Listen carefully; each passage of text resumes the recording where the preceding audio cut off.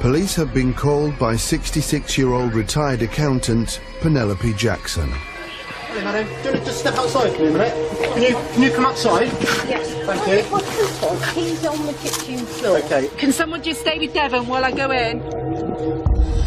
Police arrive, Penny's led outside, and police switch on their body-worn cameras that they all have. So they're recording their interactions with Penny. Right, get the ambulance in, pronto, we need CPR. No, please don't. Yeah, we need the ambulance in. Could have stabbed him a bit more. We've got CPR being done at the moment. It's a very unusual thing to see a woman admitting to a crime, especially when that is a crime of enormous violence. The victim is David, her husband of over 20 years. Under arrest with suspicion of step murder. You do not have to say anything, but it may harm your defence. You do not mention when questioned anything you're later relying for. Anything you do say may be given in evidence. I don't think Penelope Jackson really thought through what she was going to say. The words just tumbled out. She couldn't filter herself. She couldn't stop herself. Yes. I stabbed him. Once. Because he's a...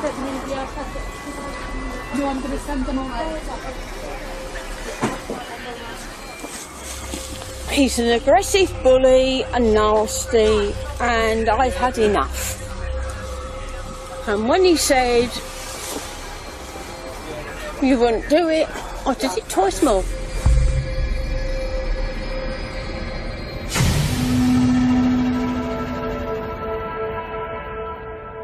Penny fell in love with David. I think they probably both like to drink. They're both fun-loving, both like having a good time. She was good-looking. Obviously, there was an attraction there. Penelope Jackson met Lieutenant Colonel David Jackson when they both worked at Army Training Regiment Grantham, a military base in Lincolnshire. I think they were a good match in as much as they did both love entertaining. Penny was gregarious, yeah, she was an extrovert, and David was a bit more quiet. She liked to entertain. She was life and soul. She was interesting, she was knowledgeable. She got a personality that you listen to. But other than that, I didn't know much about her own life. They must have fell in love. But this affair is not a simple midlife romance. Penelope is in a very difficult situation. She's living in this very transient world that is the military.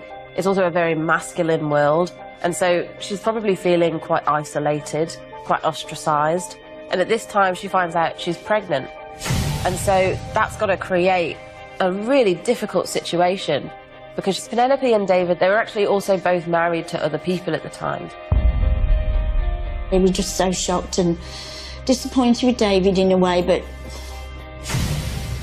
I love my brother, and especially as Penny was having a baby. Obviously David, doing the right thing, stood by Penny and married. It was a turbulent time for the family. They're both adults, so they knew exactly what they were doing. You have to accept it, these things happen, and that's what we accepted it for what it was.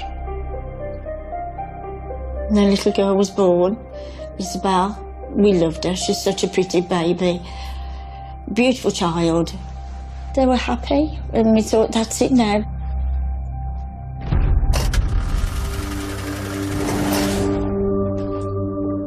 They married in the March. It was a happy wedding. They were really happy together. We had lots of parties with them and get-togethers, and she was very entertaining, actually. They're both in the army, and they obviously still travelled. They lived in Malta for a while, and also Germany. Penny used to like shopping. She used to go to the gym quite regularly. Their relationship did come across as being quite traditional, where Penny would be cooking his meals for him, and he was quite particular about having things done in a certain way at a certain time. David was regarded by many as being a proud man, perhaps a bit of that stiff upper lip. David would like somebody that could cook a full meal for everybody. Penny was more than happy doing that, and she was a very good cook, actually. One would have thought, with Penelope and David being mature, Penelope being in her 40s and David being in his 50s, they were going to wander off into old age, enjoying each other's company, loving one another, having finally found the right partner.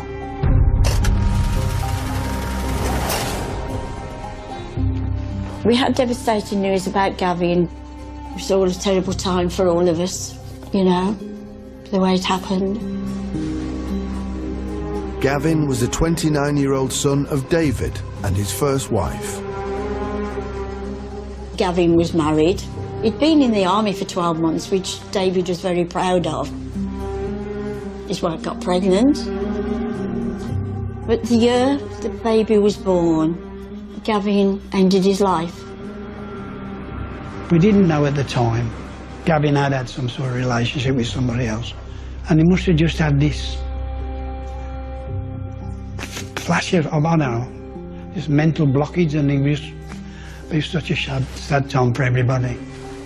Obviously David hit David harder than anybody, I think, because I think some way he held himself responsible for what had happened. Gavin left a suicide note that dealt a devastating blow to his dad. The note that he made spoke about him not wanting to end up like his father, so making reference to his father having an affair with Penelope Jackson. It affected David so badly. I think his nerves went. He had to have psychological treatment for quite a while. He was really devastated. We saw, obviously, David at the funeral, but we didn't see much of him after that. Not for some time. The once outgoing couple retreat behind closed doors, and their relationship takes a dark turn.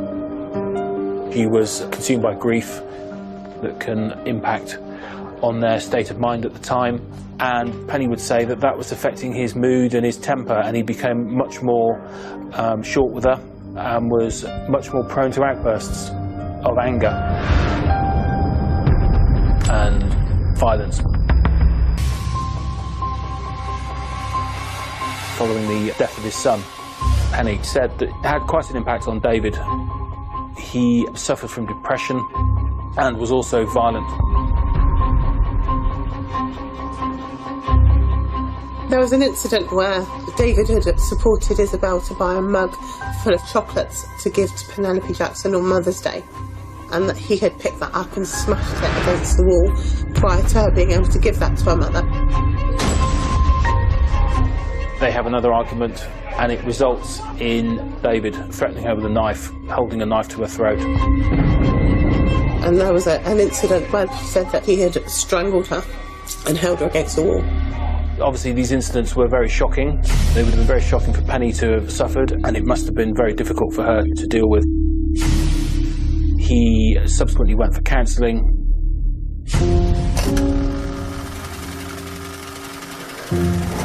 In an attempt to put the past behind them, David retires from the army, and the couple buy a dream property in the French countryside. They had a beautiful farmhouse, about 3 acres of land, and like on the top of a slope, right out in the middle of the sticks. And I think it was a little village. There's about 5 houses in the village and a church. Eventually, David would ask us to go over, and sometimes he'd even pay our fare. They had a wonderful life. Lots of friends, lots of entertaining, and eventually David seemed happy, and you wouldn't guess there was anything wrong.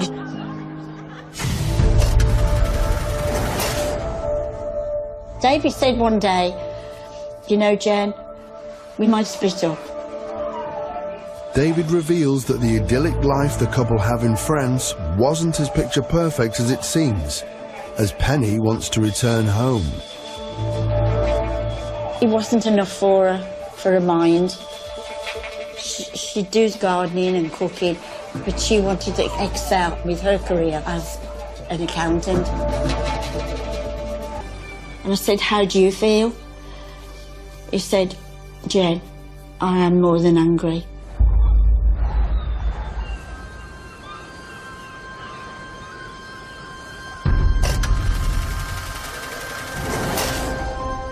7 years back in the UK and COVID strikes. As families around the world are forced together, 77-year-old David is suffering with bowel cancer. Penny would say that that was affecting his mood and his temper. She would be cooking his meals and looking after him as he got older. He required extra support. So I imagine things must have been quite difficult for her.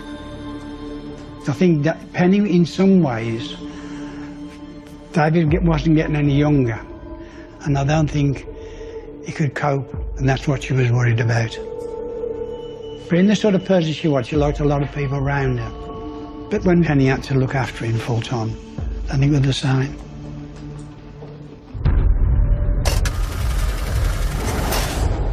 They were in a very intense situation. It was COVID, they couldn't leave, and this is when we start to see an escalation.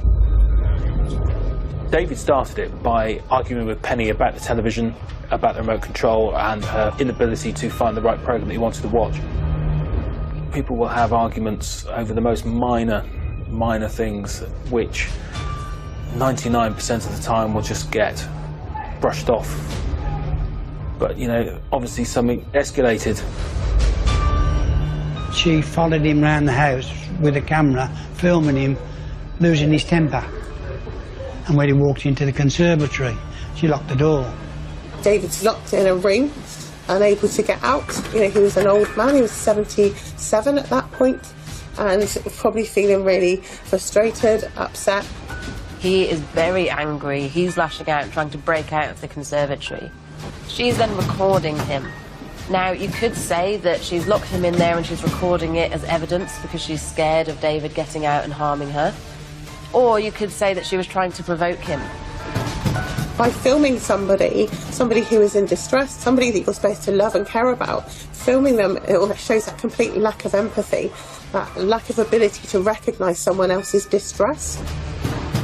This is now a violent, very volatile marriage. It's dangerous. It suggests that Penelope is scared of David, but simultaneously that she is confident in standing up to him.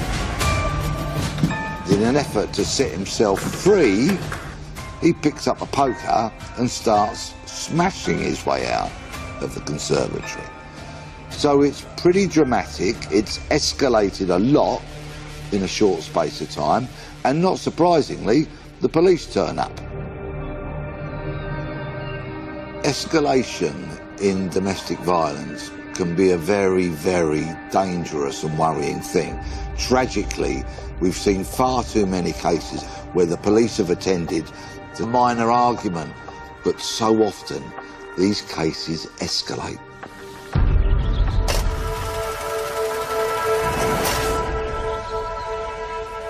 During lockdown, we communicated with Penny and David over FaceTime. To try and lift the couple's darkening mood, Jenny and Brian regularly check in. Penny was saying, just so fed up of this, so fed up, and she was. But she was stuck in, wasn't she, really? David said to me, I'll ring you Sunday. And that would be like the 14th of February. That's what his last words, I'll ring you on Sunday, Jen, as normal. And obviously it didn't happen, did it?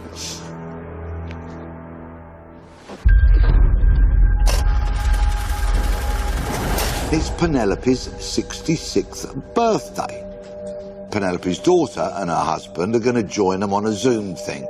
So it's kind of like dinner party by Zoom.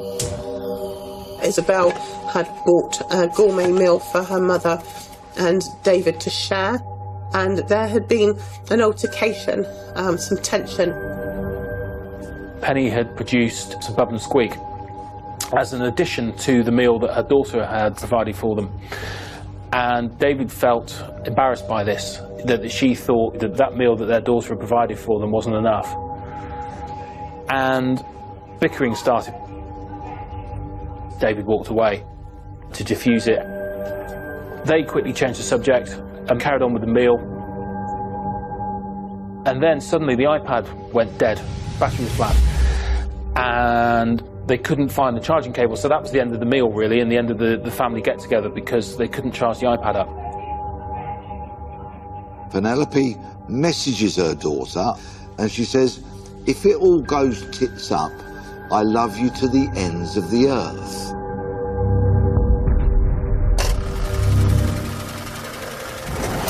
Isabel calls Penny to check everything is okay.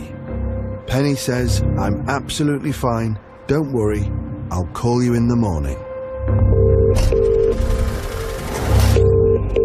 But just 40 minutes later, things were far from okay. David Jackson dials 999 from the kitchen. The first part of the call is too distressing to broadcast. David is heard on the phone speaking to the 999 operator. He tells the operator that his wife has stabbed him in the chest. And it's during this call that Penelope stabs him 2 more times. David can be heard screaming out for help. David's head must have been filled with fear and terror. His life slowly ebbed away. It must have been horrendous for him. Perhaps he even knew that he was dying. And are you with him now? Well, I might just go and stab him again, but... Alright, do not stab him again. Why? Okay, so just listen to my voice. Okay? Yes. Stay on the line with me. I am competent. Okay. Penny was very matter-of-fact, very calm, very softly spoken. She tells the call handler that she's mentally fine. She didn't come across as being manic or hyper. Are you with the patient now? Well, I'm in the lounge and he's in the kitchen bleeding to death with any luck.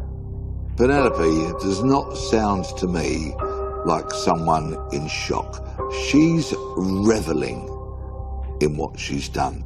She's pleased with what she's done. You're not paid enough to be with this. It's not fair. Okay, well, ultimately, madam, I'm listening to your voice and you're the help I have available, so we need to help him, okay? No, I'm not. This is a person that she's been with for 28 years. She's going against what she's being advised to do, to help him, to potentially save his life. She is the only person at the scene that can help. All right, madam, how many times have you stabbed him? I did the once. You did the once? And then he said I wouldn't do it again, so I did it twice more. It's possibly a trauma response. Everyone reacts to trauma very differently. Whether she intended to do it or not, you're still going to be shocked by what you're seeing in front of you.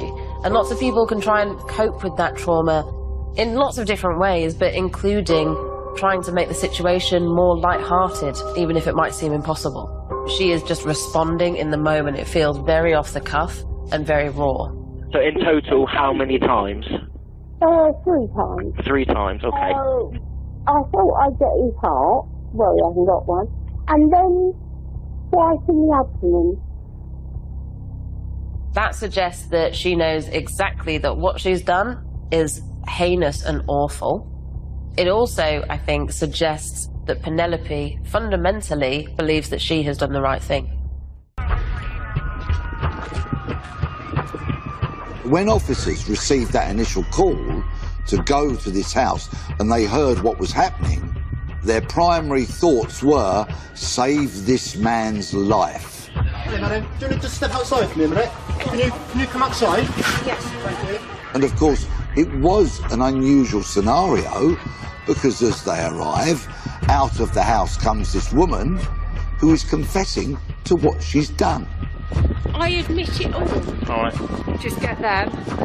All right, I want to go in. All right. No, So- he's on the kitchen floor. Can someone just stay with Devon while I go in? Penelope Jackson is immediately arrested. At this moment in time, okay, if you just listen to my colleague. Under arrest for suspicion of attempt murder, mate. Under arrest for suspicion of attempt murder. You do not have to say anything. It may harm your defence. You do not mention when questioned anything you're later relying for, and you do say may be given in evidence. Might go in and see what they're doing. Yeah. Could I get my coat? Just bear with me 2 seconds. In all right? there. You all right? With any luck, he'll be too late. Penny's very matter of fact. She seems more concerned about having her coat on than the welfare of her husband. Can I get my coat? Right, get the ambulance in, pronto. We need CPR. Don't. No, please don't. Yeah, we need the ambulance in. Stabbed him a bit more. We've got CPR being done at the moment. On one hand, you're kind of feeling a bit scared of Penelope because this is someone who's just stabbed another human being multiple times and is mostly concerned about their coat. On the other hand, you are wondering, is this someone who was lashed out for a reason? I stabbed him once because he's a... No, I'm going to send them all out. He's an aggressive bully, a nasty, and I've had enough. And when he said, you wouldn't do it, I did it twice more. Penelope specifically says that David was an aggressive, nasty bully. So I think it suggests to me that there was a lot of significant toxic issues in this relationship. She's trying to claim that's the reason that she's attacked him. Coats in. What colour's your coat? In the front. Yeah. Grey wardrobe. Okay, it might be a while, all right, but I'll try and get. There's obviously a lot going on. Okay. Oh, with any luck, it'll be too late.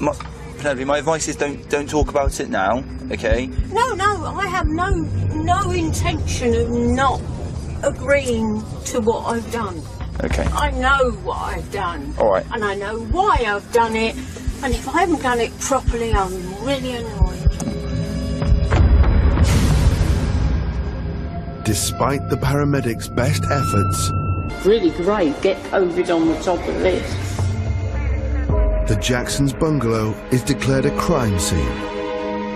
Then the investigation really kicks in. The homicide detectives have to start investigating the background, of course, of David the victim, of Penelope who's arrested, and gather all that evidence.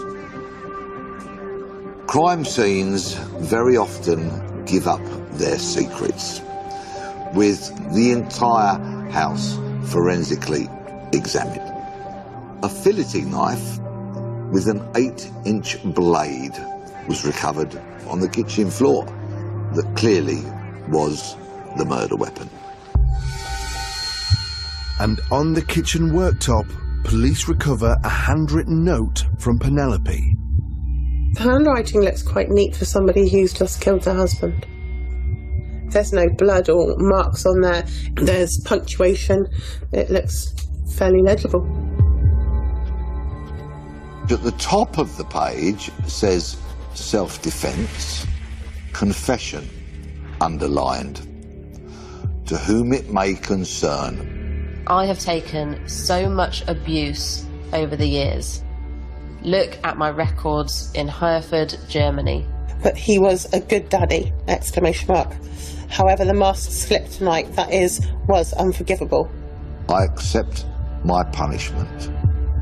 May he rot in hell. Is she thinking about potential defences? She's talking about self-defence. She's talking about lessening her culpability for David's death. What's important, though, is trying to work out when this letter was written, because that can have very different inferences. So if Penelope wrote the letter after she's already stabbed David, that could potentially mean that she's accepted that she is caught and she is writing out her side of the story. Or it could be that this happens before stabbing David. That highlights that there was significant intent for his murder. Was she thinking about things ahead of stabbing him and planning to attack him? If you were just writing the note explaining what had happened, almost certainly traumatised by what's happened, why would you be thinking about whether this equaled self-defence as a potential mitigating factor of the murder.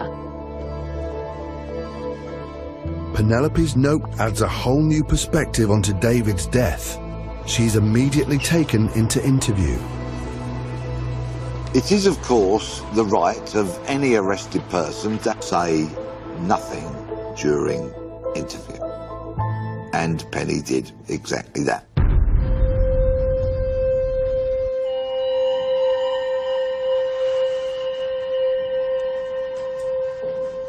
So I put my book down, switched my light off, and the phone goes at 12:15 at night.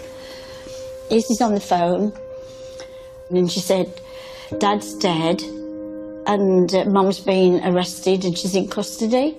Well, I just collapsed. I just thought, no. And I couldn't speak again.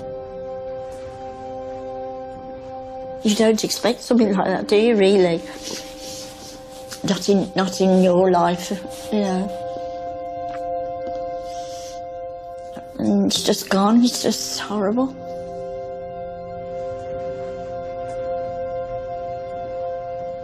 We talked about it, Brian and I, and cried.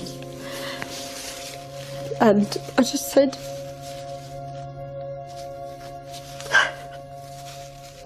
I just hope he didn't die painfully. But he did. He suffered.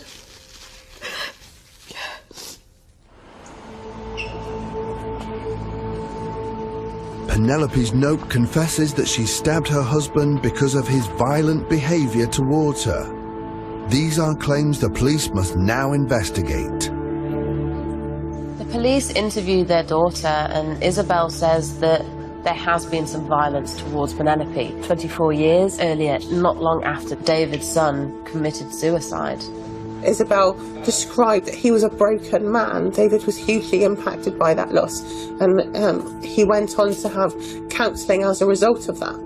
And I think what's also important to note is that actually these incidents of violence were in isolation. Isabel tells police that she did not witness any further abuse from David towards Penelope after he attended counselling. Whilst violence and aggression is not acceptable within a relationship, we can almost see why David might be behaving in that way. I think what we see here is situational couple violence, where there is a trigger, where there is a reason. We didn't see that carry on. And with Penny, there's some striking reality there when it comes to David, that masculinity, old school, that men don't want to be perceived as weak or vulnerable in any way, so much less likely to speak out, to tell people that they're feeling scared or they're not happy with the way that they're being spoken to or treated, humiliated or belittled. That's not something that would have necessarily come easily to David, so he wouldn't have been telling anybody at that. He may not have even recognised that as domestic abuse. With all evidence gathered, police approached the CPS. The police have gathered body-worn video evidence, evidence from the scene, the note that Penny had written, so they had more than enough evidence with which to charge her with David's murder. and she smiled at me. As if to say, hi Jen, you know, we're friends, or... I couldn't believe that. And I just glared back at her, as if to say, I just hate you for doing this to my brother. Penelope Jackson pleads not guilty for murder, but guilty of manslaughter. She was trying to get away for manslaughter, and we truly believe that she was obviously guilty, full stop. Penelope admits that she killed her husband, but what is on trial is whether she had an intention to kill him. In law, it's what's called a partial defence, loss of control. There has to be what they call a trigger, but it can be over a long term. So, for example, in the course of a marriage, it might be if there is a history of violence over many, many, many years. Under cross-examination, Penelope and David's daughter Isabel tells the jury about the violence she saw between her parents in the late 90s. What's also important to note is that actually these incidents of violence from David towards Penelope Jackson were in isolation, and around 20 years ago, very, very shortly after the loss of his son Gavin by suicide. A defence described a history of abuse towards her, but the police couldn't find any evidence to support that. We didn't see ongoing abusive incidents from David towards Penelope. What we very much saw is a fairly normal relationship for the 20 years from then to the day of his death.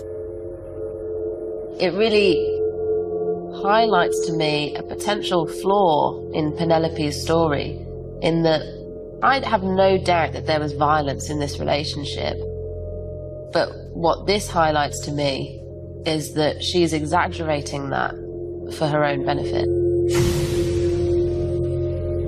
There's a cruel side there. She tried to prove that David was a bully. David would never ever do that. He wouldn't. I wanted to shout to her, "You are telling such lies, but you have to be so quiet." And I just hated her. Hated her. Whilst the jury hear no evidence of the ongoing abusive relationship which Penelope claims in her note, they do get an insight into her side of the story. Penelope Jackson took the stand and said that the situation has spiralled out of control. On the night of the murder, there had been an altercation, and Penelope left the dining room and went up to the spare room with a knife. She told the jury that she intended to kill herself. She took a knife to bed with her and she put it under her pillow, and she was thinking about things. She was sat there stewing and getting angrier and angrier. So she decided she'd confront David in his bedroom about that night and how awful he'd been, about his behaviour and how embarrassed she felt. She told David that she intended to use this knife, to take her own life, and then she said that she'd questioned that and actually she decided that it was going to be him that lost his life that night. Penelope tells the courtroom it was at this moment David said she wouldn't stab him. So she did. I was absolutely gobsmacked to think, how could she do that? I couldn't believe it, really. I just couldn't believe it. Well, I couldn't believe it was Penny saying the words. We didn't know anything about that. I don't know. I never can believe it. With devastating injuries, David made his way downstairs to call 999.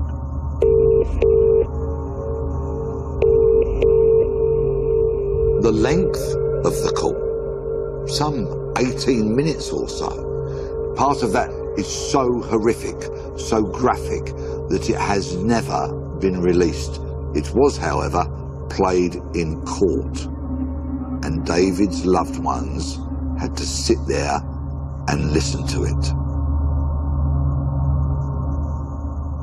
Whilst he was on the phone to the police, we hear Penelope in the background. We then hear David scream out in pain. And that is the point where Penelope stabs David another 2 times.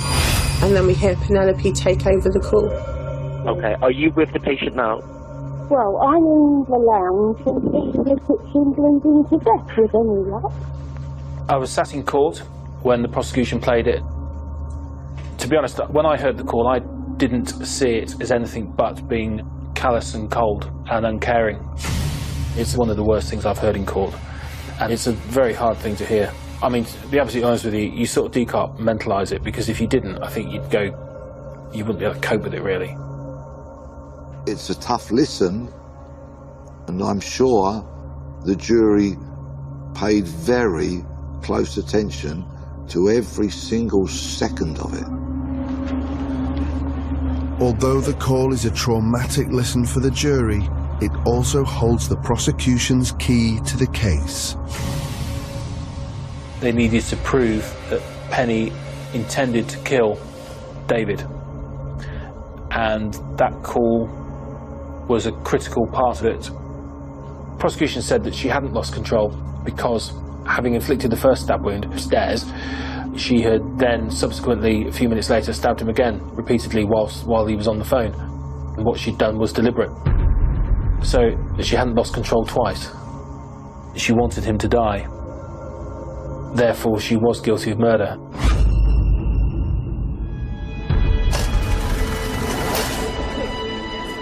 The trial concludes, and the jury retire. The jury had a decision to make. Was there an intent? Was there a loss of control? Had Penny been the victim of prolonged domestic abuse at the hands of her husband over many years? After 11 hours, they return. The call came through that she's been found guilty. And I just cried. I'm so glad she's got what she deserves, and she has. But I also thought at the time, what a terrible waste. And I admired her in some ways, of her knowledge. And to think she's thrown all that away, for what? The judge sentenced Penelope Jackson to life in prison with a minimum term of 18 years. In the judge's sentencing remarks, he made it clear that he believed it was premeditated, that she'd intended to kill him. Ultimately, he rejected Penny's claims. He commented on the fact that David's family would always have to live with having to hear what Penny said about him in her trial and how she sought to tarnish his name. I think she was very much relying on that kind of gendered assumption that she was a victim and he was a perpetrator, that domestic abuse doesn't happen to men. When you think of the ONS statistics, that actually 1 in every 3 victims of domestic abuse is male, that's certainly not reflected in society's belief systems. Anybody can be a victim of domestic abuse, but also can be a perpetrator of domestic abuse.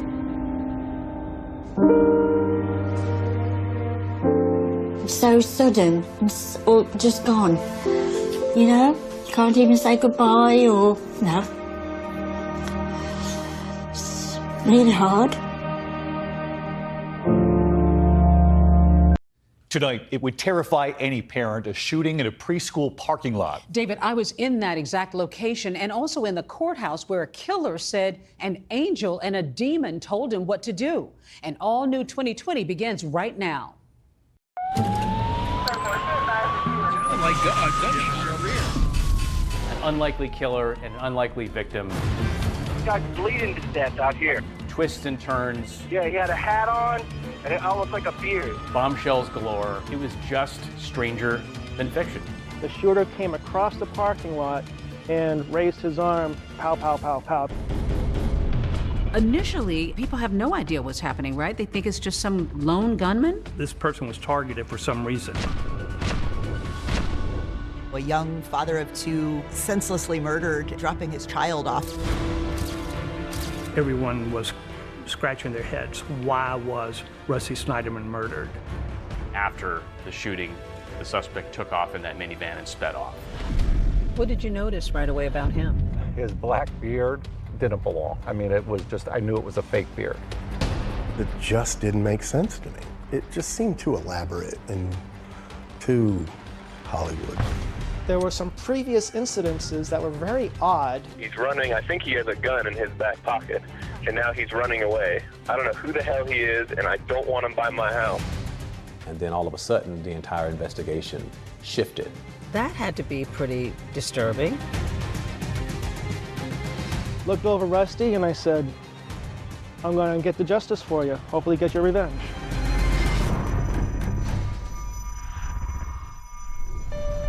On a clear day with a bird's eye view, you can see all the way to Atlanta. Its big city problems in the distance. Here in Dunwoody, Georgia, crime and danger seem to be somebody else's problem. Until one November morning, this suburban bubble is about to burst with a bang. It was a beautiful fall day right before Thanksgiving. People were running their morning errands. Parents were dropping their kids off to the preschool. One of those parents is Rusty Snyderman, who's on his way back to his car after dropping off his 2-year-old son. Witnesses told police that they saw a silver minivan pull up, a man hop out, walked up to Rusty, didn't say a word to him. Walked up, he turned around, pow, pow, pow, pow, pow. I heard a couple of loud pops and looked up and looked over and saw right in front of me shooting Rusty. Shot him several times. I mean, it was pretty much point blank range. The barrel was either at or right at his skin when fired. There was actually soot deep into the wound from the projectile. And then calmly and coolly walked back to his vehicle and took off.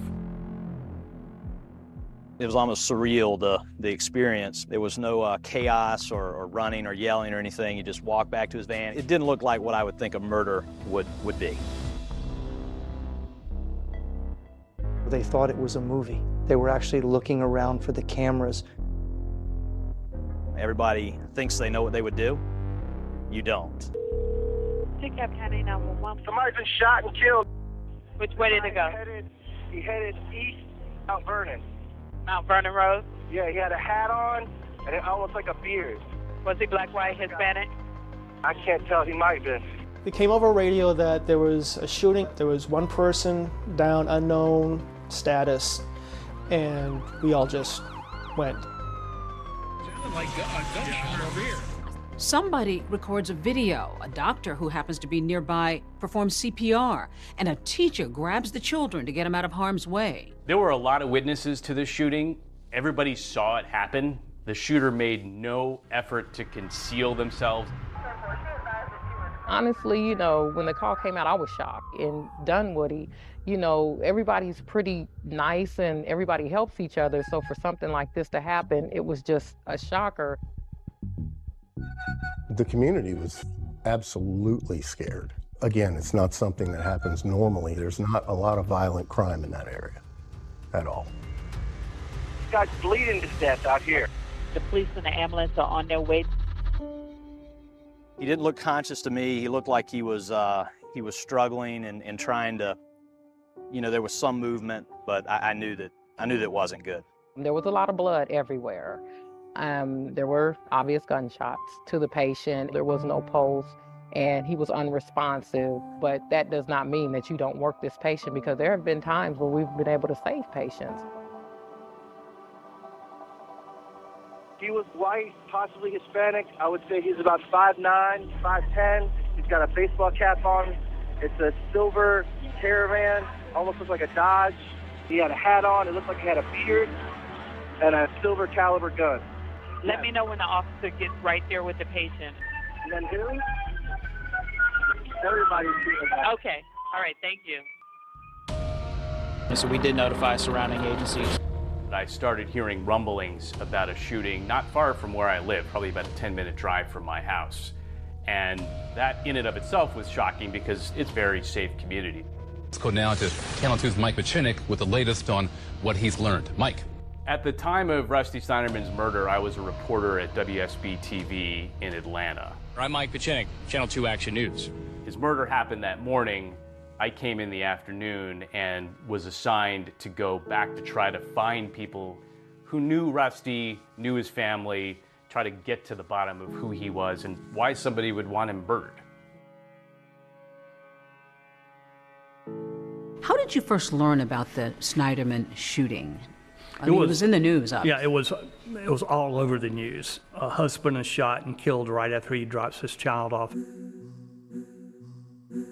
This shooting has shaken the school and the community to its core. The last thing you think about is dropping off your child at school and something like this happened. It's very, very, very, very scary to happen. Tragic. Every parent is scared. Every parent who's got a young child in daycare is scared. They didn't know what the motive was. So it was big news in Atlanta. To me, honestly, it looked like it was professional. It was just the calmness of it. It didn't seem like it was a crime of passion. It was just very cold and calculated. The shooting did happen at close range. There was no indication that Rusty was going to do anything or was trying to attack the person. It was a purely one-sided shooting, and close range to me said it was personal. Right now, they are out actively searching for the man that shot this father. Rusty Snyderman's car was parked right there where you see that orange spray paint. Well, it looks like a hit. You know, happened in broad daylight with witnesses around. I absolutely didn't believe at any point that it was a random shooting. It was somebody that looked like targeted him on purpose. In the time it takes to count to 4, the innocence of a schoolyard, backpacks, snacks, goodbyes, shrouded in gun smoke and now mystery. The school and several of the businesses in this complex do have security cameras. Dunwoody police tell me right now they are actively looking at that video to see if they can get a better description of the suspect. Initially, people have no idea what's happening, right? They think it's just some lone gunman? You know, no one could come up with a motive. Random shooting at a daycare center right after a child has been dropped off. This person was targeted for some reason, but nobody knew what that reason was. Still ahead, the clue you couldn't miss. What did you notice right away about him? Well, I noticed his black beard. The gunman's less than brilliant disguise. Didn't belong. I mean, it was just, I knew it was a fake beard.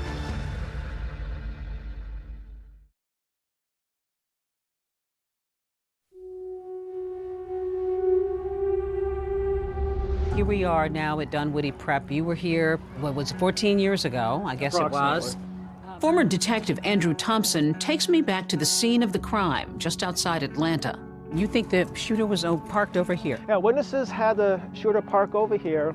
As Rusty came around this way, he came around the front of his car, and he turned to open the door. The shooter came across the parking lot and raised his arm, pow, pow, pow, pow.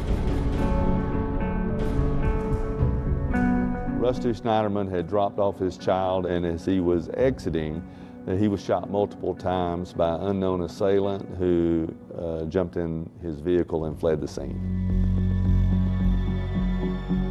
This was a huge case in Atlanta, and especially since it happened in the parking lot of a preschool, you know, a young father of 2 senselessly murdered, dropping his child off. Just shocked that that happened here. This shooting has shaken the school and the community to its core.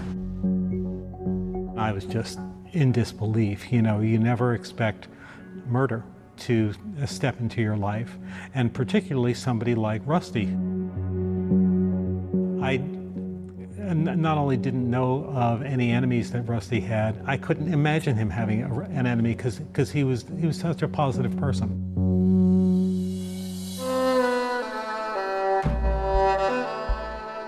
It was my first homicide. I didn't really know what to expect when I came up, but I just clicked right into professional mode and remembered all the steps that I needed to take that I learned back in the academy. You start organizing, you start putting things in motion for witnesses and evidence, but you do something unusual. You bend down to the victim. Yeah, after I got everybody where I thought they should be and got the base information, I came back over and I looked over Rusty and I said, I'm going to get the justice for you. I'm going to get this guy and hopefully get your revenge.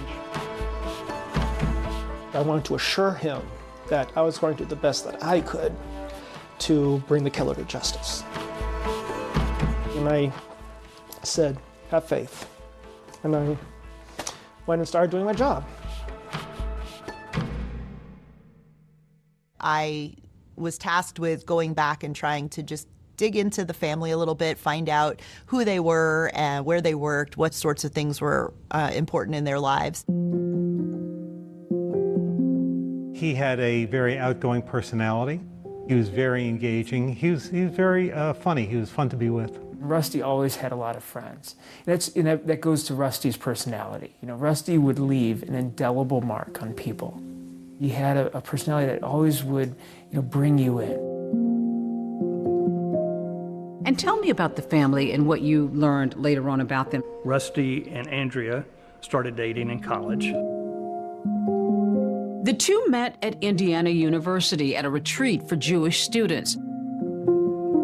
By all accounts, they had a fairy tale romance, and when they finished school, Rusty got an opportunity to get his MBA at Harvard. They had lived together for 7 years. They'd been together a long time before they got married, and she was just part of the family then. They were a good team. She presents very warm, gives you a huge embrace. So, yeah, I had a good feeling about them. They had a good marriage. They had 2 young kids. They had a beautiful home. They had a wonderful life. They had a lake house where they spent their weekends. I've never seen him happier than being a dad. He was a big kid at heart himself, and he just adored his kids. He was so natural. He just naturally had the skill to connect with them, and he would sit on the floor and play with them. And not everyone has that natural ability, but he really did. Rusty is getting a lot more time with the kids because Andrea has taken a demanding new job. There's lots of travel. Florida, Colorado, even to Europe. She was feeling good about it. I think she liked it. I think she was challenged. It was a good change for their family, so I was happy for them. Police begin to look, of course, at the family as they begin to investigate this case.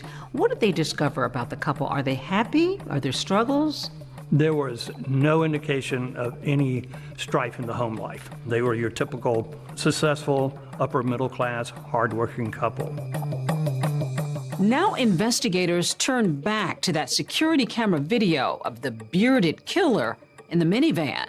The key point of evidence we had was the daycare has a camera there that overlooks the central parking lot. And that was the only visual that we had of the suspect's vehicle driving around once, then coming back around again. It's a silver Caravan, almost looks like a Dodge. He had a hat on, it looked like he had a beard, and a silver caliber gun.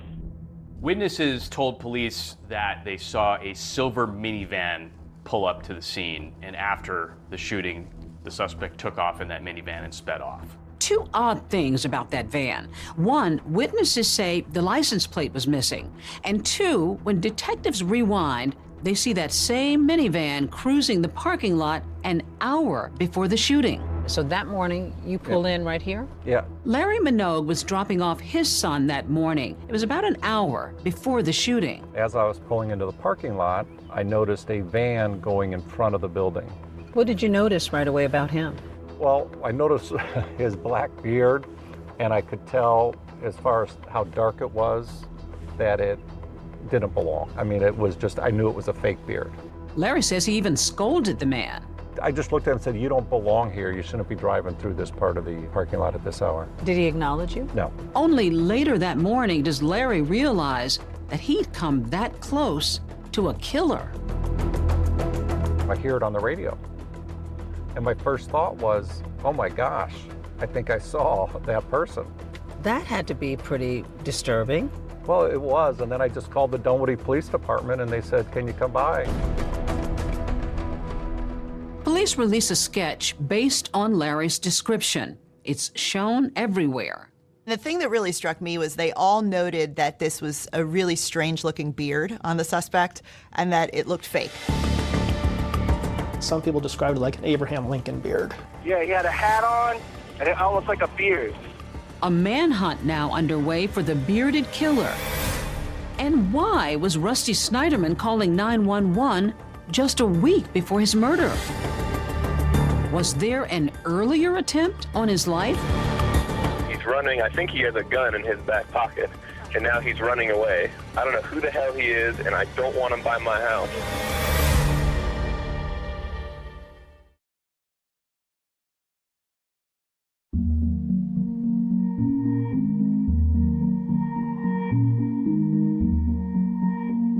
Everyone was scratching their heads. Why was Rusty Snyderman murdered?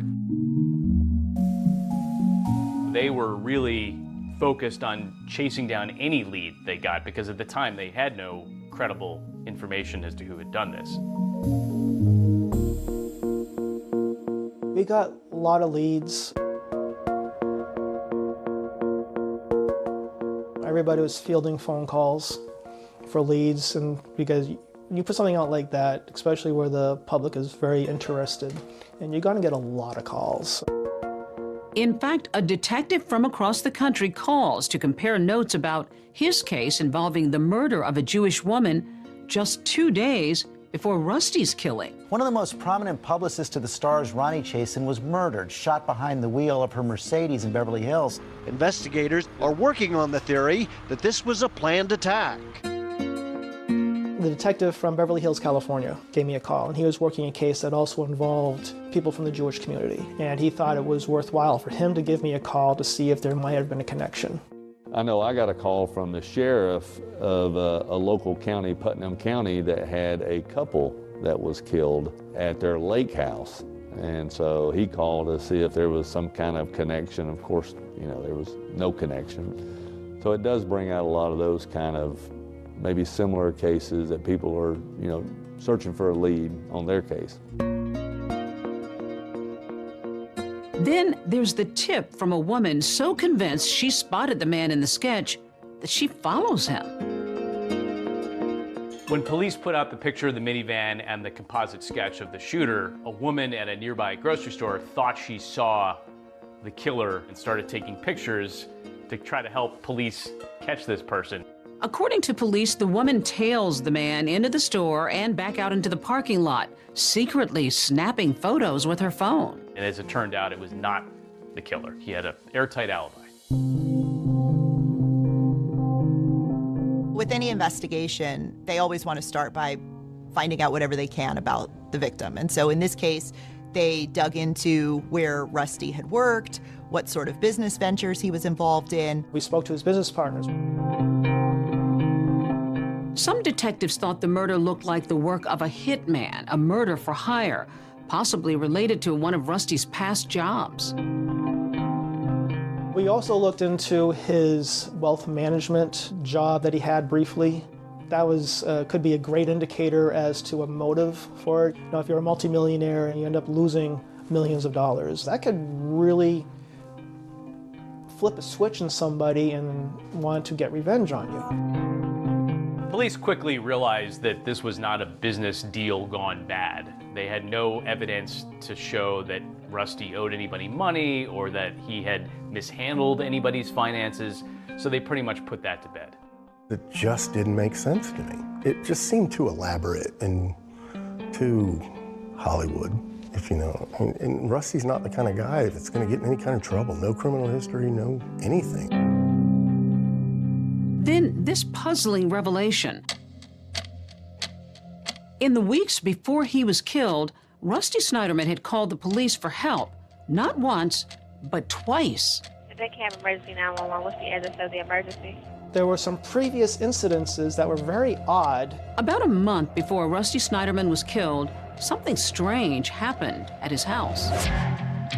My garage door suddenly opened. We're concerned there may be somebody in the garage or in the house. My wife and I are both upstairs and my kids are in bed.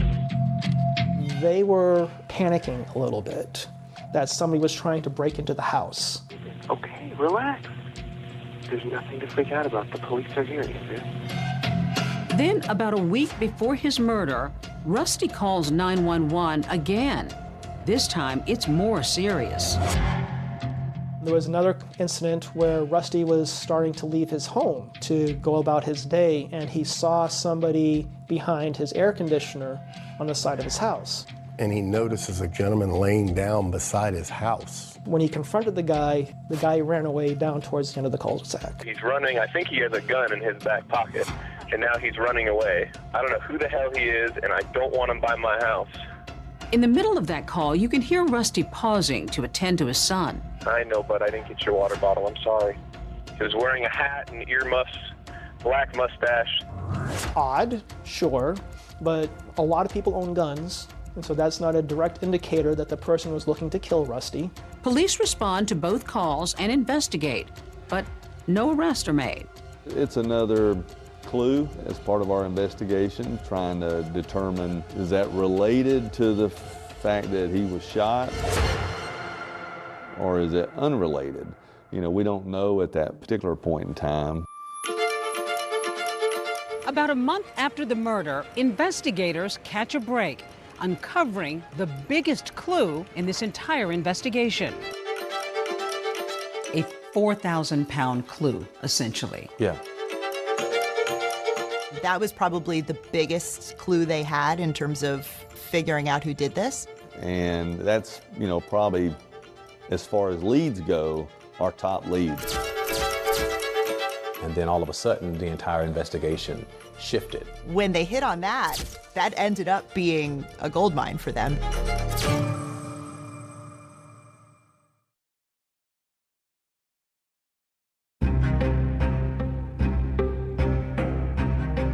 They say a picture is worth 1,000 words, but Police Chief Billy Grogan and his team will settle for just one clue hidden in those crime scene photos.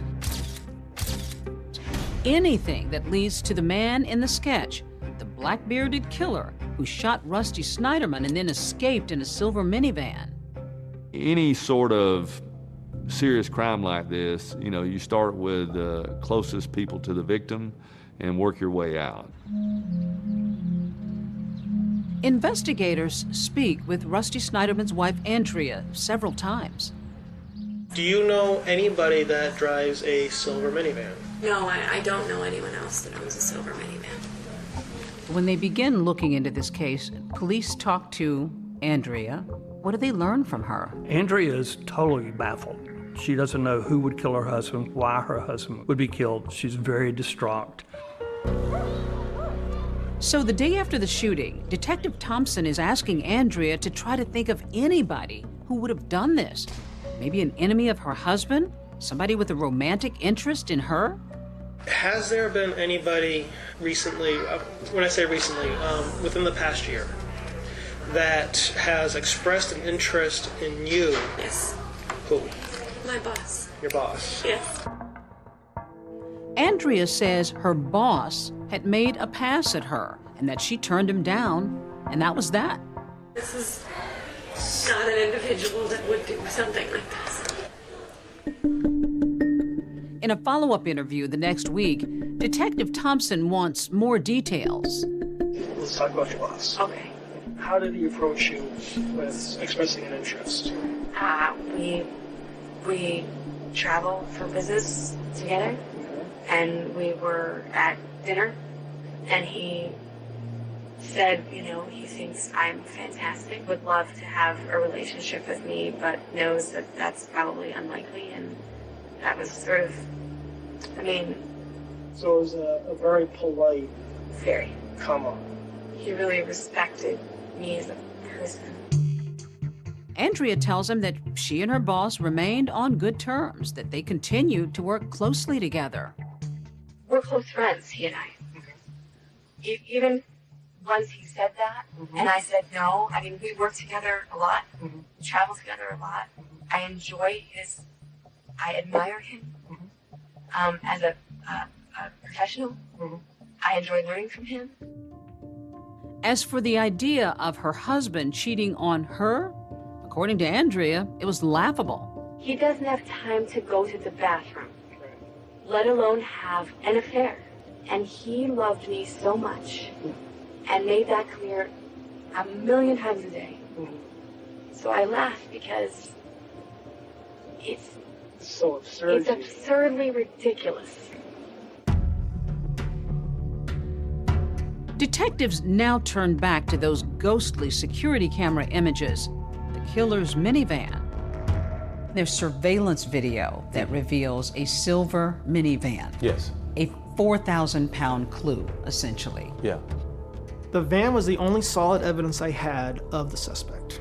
I looked at that video so many hours on so many days on my computer, just trying to find the fingerprint on that van that'll make it stand out.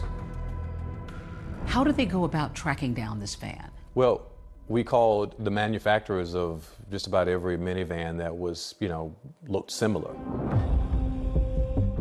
First I went to Ford, I went to Dodge, I went to Honda. The last one I went to, which was a recommendation from one of our patrol officers, was Kia. But, I hadn't thought about Kia. So I went to the Kia dealership.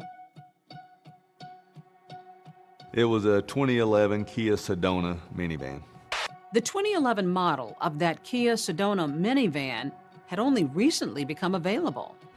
There was right around 1,000 or so in the entire country. So that was a relief. And it gets better. The number of 2011 Kia Sedonas sold in Georgia at the time is just a lucky 13. We're calling every single person that owned one of these vans that is registered to. Everybody has an alibi. Nobody's in Atlanta, nobody's in Dunwoody. So detectives go back to that videotape. They get it enhanced and they play it on a big screen TV. And the first time I played it, the first time I saw this were 2 stickers on the front windshield that were offset from each other. That was my fingerprint. So now I had to figure out, what the hell are those stickers? And there was a sticker in the window, and it looked like it possibly could be from a rental vehicle. Turns out that Kia Sedonas were a very popular enterprise rental vehicle. And so when they hit on that, that ended up being a goldmine for them. So it was this particular rental car company that had this specific vehicle in their fleet. This leads to another important discovery. By chance, the barcode stickers on the suspect's van had been applied incorrectly. They were offset differently than stickers on other enterprise vehicles. So they ended up getting the list of all of the 2011 Kia Sedona minivans that were rented on that date and the names of all of the people who had them rented. When they went to the actual locations to look at them, they were able to figure out which van it was based on those stickers because they weren't properly placed. They were like ever so slightly off instead of being parallel across the windshield. I asked my rental car company contact, hey, when you have this year, make, model vehicle come into any of your lots, let me know. He said, absolutely. And he gave me a call one day, hey, we have a vehicle that might be what you're looking for up in this lot in North Georgia. Detectives find the windshield stickers match those on the van at the crime scene. And then, bingo. A search of the minivan turns up synthetic hairs, just like those from a costume beard. Beard fiber would be good evidence because we had several witnesses who said it looked like the suspect was wearing a fake beard. Police now have the getaway car driven by Rusty Snyderman's killer. And better, they have the name of the person who rented the vehicle. A man by the name of Hemi Newman. Who had the van on that day? Hemi Newman. I think we found our guy. Don't know why yet, but we found our guy. Detectives now have their suspect right where they want him, in their interrogation room. It's as if I'm a suspect. You're a suspect? Are you a suspect?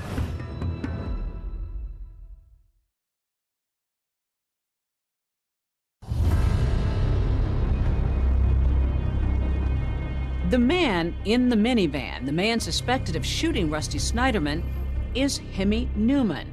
It's a name that doesn't ring a bell with police at first. Now, we're hot on the trail of Hemi Newman. Now, we had to find him. We had to talk to him, see what he wanted to say. And detectives do what anybody else might do. I Googled his name and found his LinkedIn resume. Surprisingly, the suspect, Hemi Newman, is a big executive at GE in nearby Marietta. Then lead detective Thompson gets a call from his bosses. It's like, hey, we have Hemi. We're going back to the precinct. Meet us there. Great. So I rushed back to the precinct. By the time I got back, the sergeant and lieutenant were already in the interview room talking to Hemi. Not many suspects bring an iPad to an interrogation room, but this one did.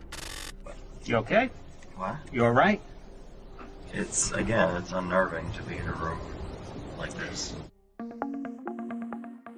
At the time, the Dunwoody Police Department is in an office tower, the kind of building where ordinarily an executive might feel right at home. I want to get into the incident with Rusty on that day, November 18th. You don't expect an executive with GE to be in our interview room, being interviewed about a homicide, but yet he was. Listen, I'm going to talk to you about the day of the shooting, but as everybody else, I'm going to read you your rights on it. Your Miranda rights. Do I have to worry? I don't think so. I'm not worried. Newman isn't under arrest. He's there voluntarily. But when police read him his rights, he hesitates. You understand? Do I need a lawyer? Do you need a lawyer? I don't know. I'm asking you.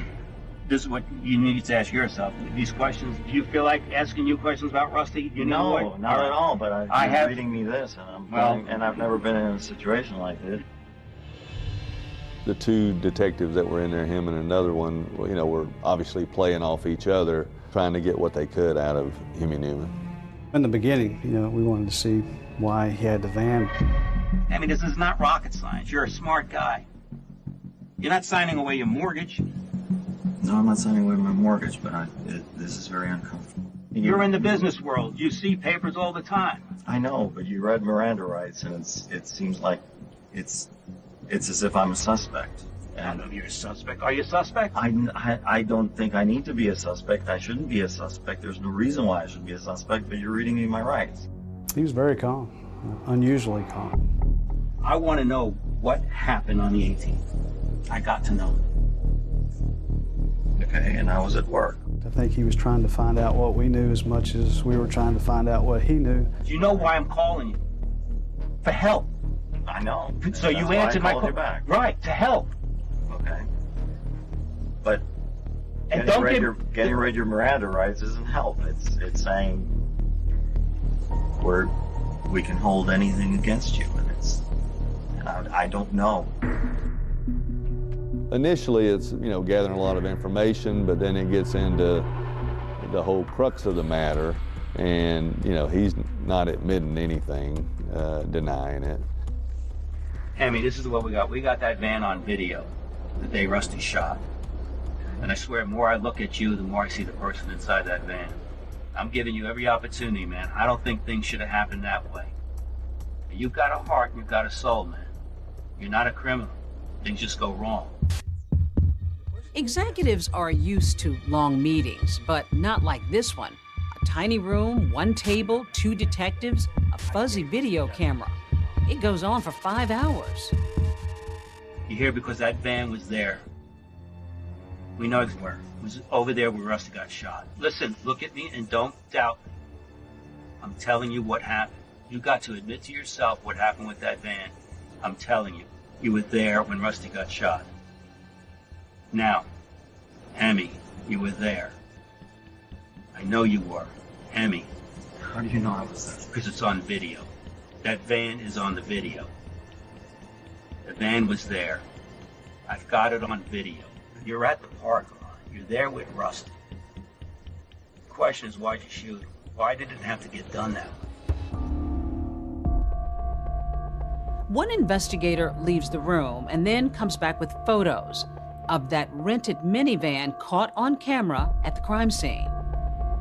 This is the van, okay? And that's your van. I don't know what to tell you. I'm telling you that Hemi, look me. I'm not there. As the interview went on, he was looking more and more guilty. You're telling me you didn't do this? Hemi. I Hemi Newman admits that he had rented a 2011 Kia Sedona on November 18th, but he denies that he drove it to the daycare and murdered Rusty Snyderman. Are you prepared to tell me now you're not the guy? Because you haven't said that yet. All afternoon, you have not said, I did not damn do it. You sit here and crowd me, you come up with all this stuff, you're accusing me of something, and it was obvious from the beginning, because I knew you guys were talking about the car, that you're somehow implicating me in this whole thing. Newman says he's got an alibi, that he was at work at GE the morning Rusty was murdered. But investigators aren't buying it. At that point, we had all the evidence we needed to place him in the minivan, say that nobody else drove the minivan. I went out and got the arrest warrant for Hemi Newman. Go ahead and stand up for me. You've been explained to what's taking place tonight. You've been placed under arrest for the murder of Mr. Snyder. Yes. At the same time, while we were finishing the interview, we were confident we had our guy, and we had a whole lot more work to do. No, it's far from closed. You need a probable cause to make an arrest. You need a lot more to get a conviction. Police say they've got the man who shot Rusty Snyderman, but they still don't know why, what, or who could drive a man like Hemi Newman to kill.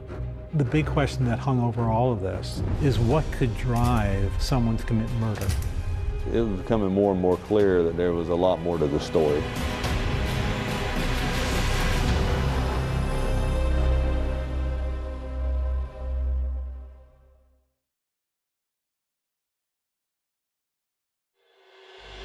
You've been placed under arrest for the murder of Mr. Snyder. Why would a late 50s executive wake up one day and kill somebody? Put a wig on and gun somebody down in a parking lot? A young father of two senselessly murdered, dropping his child off. This was national attention. You come back to a case that now is swarming. This is what he did. The man wanted someone else's wife, so he killed her husband. The plan included me being there for Andrea after the fact. He got caught, and all of a sudden he's insane. I see dead people. They're telling me to kill people. What was that all about? What was this description of a demon and an angel? A demon that sounded like Barry White and an angel that sounded like Olivia Newton-John told him to do this? Like, come on. We're talking about a self-proclaimed delusional individual who killed my husband. How does she come across? Not like a grieving widow. Andrea Snyder, adulterer, liar, and master manipulator. Where is the evidence that she was a party to the murder of her husband?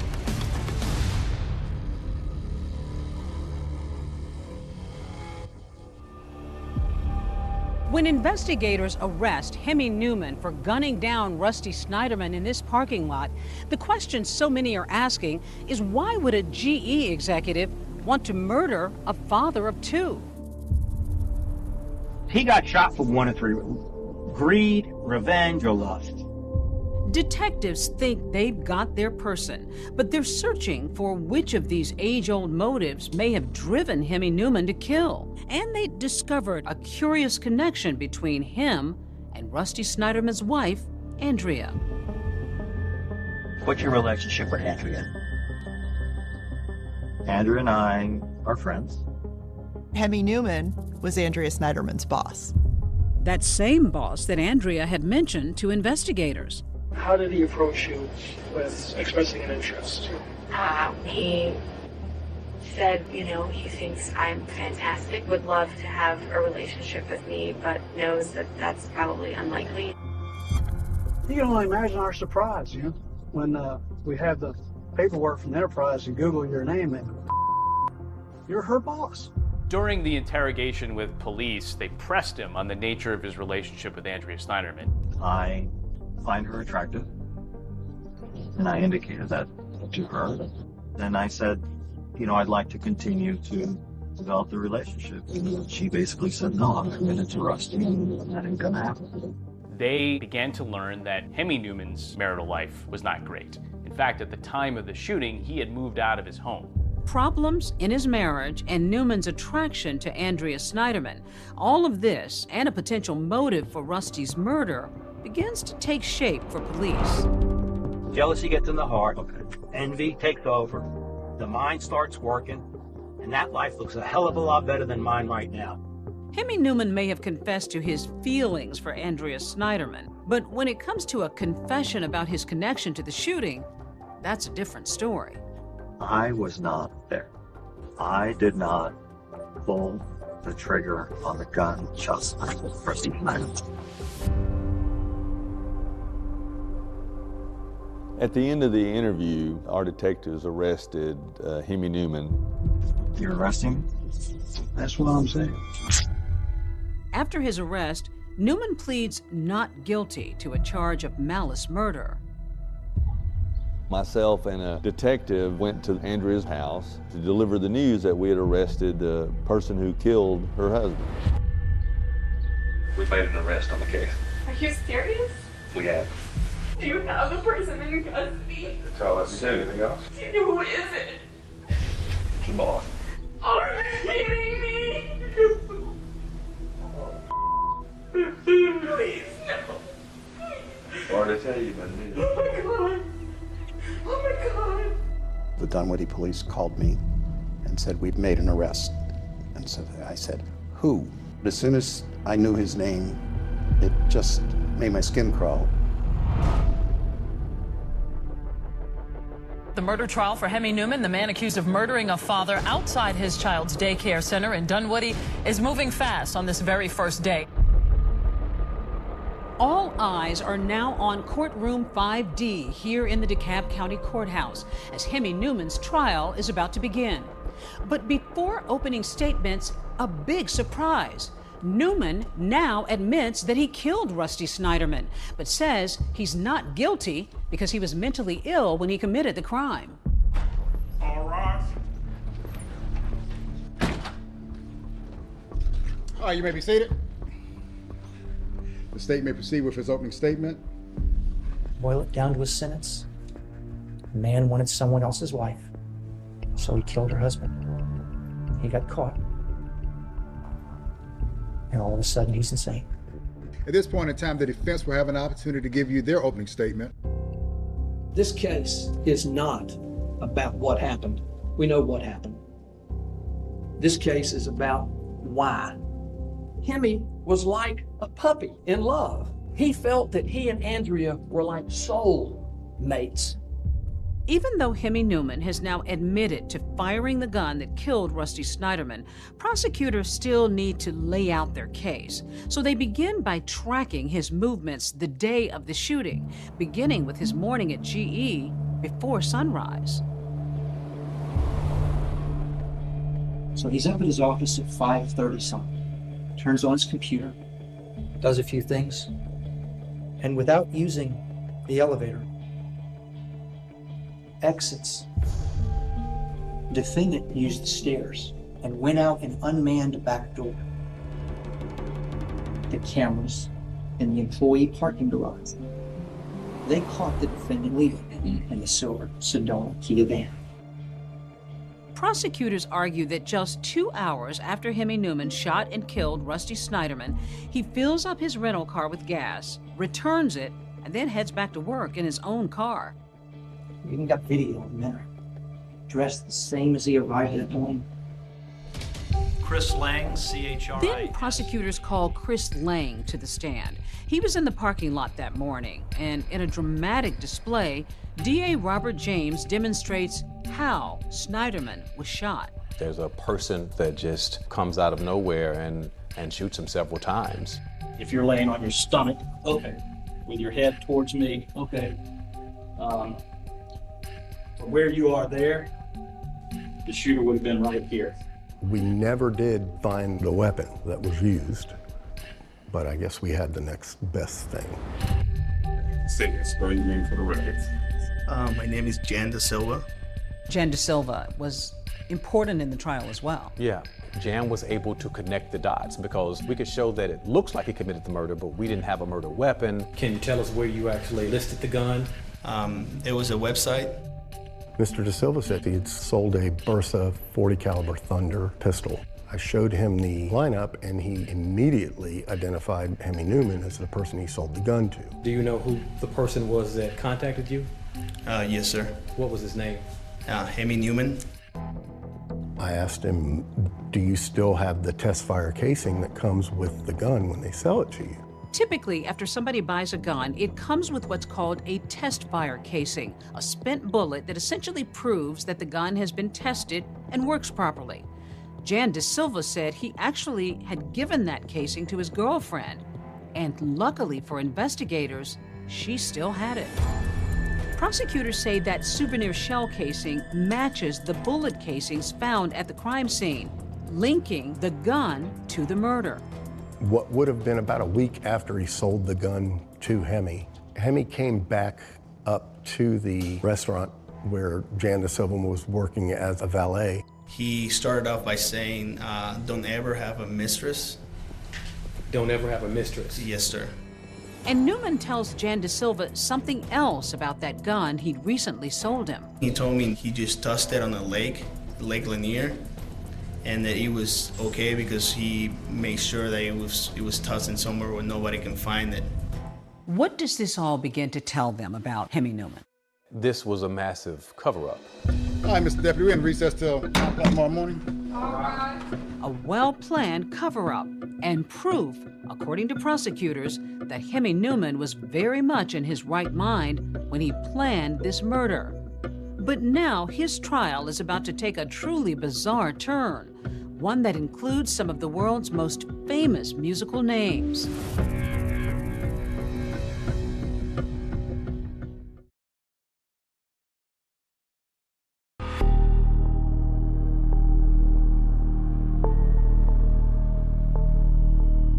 To the latest twist in the so-called daycare murder trial, a Georgia man accused of gunning down his romantic rival.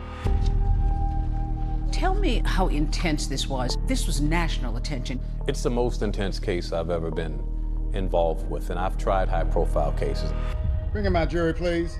The prosecution painted Hemi Newman as a lying, cheating man who was faking his mental illness, who wanted Rusty Snyderman out of the picture so that he could marry Andrea Snyderman, take their money and her children, and ride off into the sunset.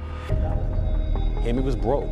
All those things came out in his interrogation. He was unhappy in his relationship with his wife. You have all these expenses, and we have no money. I told my wife, I said, we don't have any money. We're broke. The defense, meantime, painted a picture of a troubled man with undiagnosed bipolar disorder who had a traumatic childhood. The answer of why in this case, it actually begins with Hemi's father. His father was a concentration camp survivor. Very difficult man, very distant man, not very loving. Our belief was because of his bipolar disorder, he didn't have the capacity to know right from wrong at the time of the shooting of Rusty Snyderman. To counter that argument, the state shows jurors videos of two different evaluations of Hemi Newman with a court-appointed psychiatrist. What I've been told that I need to do, and that is that Rusty needed to die. And this is where the trial takes a truly bizarre turn. During the summer of 2010, the defendant claims that he was visited by a 6-foot dark demon. Also, he claims a 6-foot bright white angel came to him. Is it a low voice, a high voice? It's a deep voice. Almost like a very white. That's right. According to Newman, the demon in his head sounded like the R&B legend behind hits like Never Never Gonna Give You Up, voice of the angel. The Australian played in Greece. What's her name?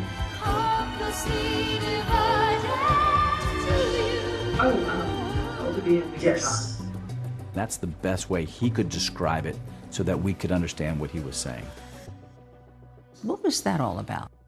There are essentially two ways you can be acquitted if you commit a crime and you claim that you're insane.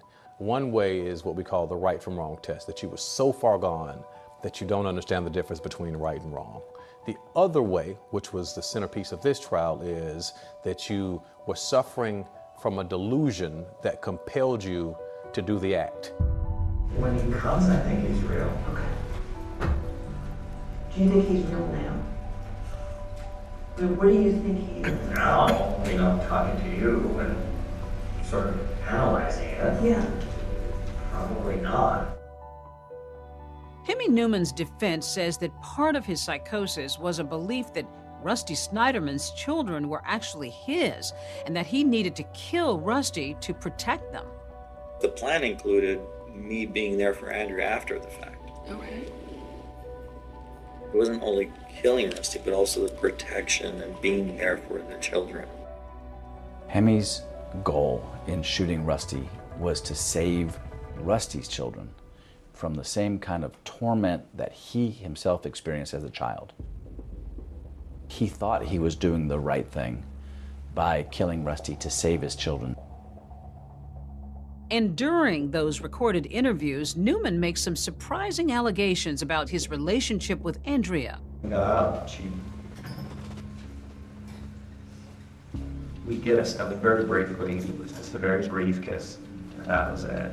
And then I told her, I said, we're gonna regret this. Newman also discusses a business trip he says he took with Andrea, where he claims they ended up alone in a hotel room watching a movie together. I was already pretty late. She put on her pajamas, I put on my pajamas, and we decided to watch the movie in bed. And we became intimate. And You had intercourse? no. And then I went back to my bed. Andrea denies this ever happened, and Hemi Newman continues to maintain that he and Andrea never had a sexual relationship. But prosecutors think there could have been another motive: money. Rusty Snyderman had a couple $1 million life insurance policy that really became a focal point for investigators.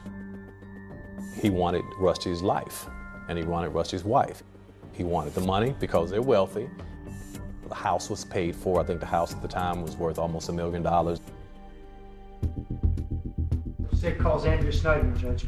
It's becoming clear that at this trial, there's one person everybody wants to hear from. Do you have any idea why the defendant would have these feelings toward you?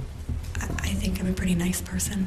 And when Andrea Snyderman takes the witness stand, it's a very hot seat.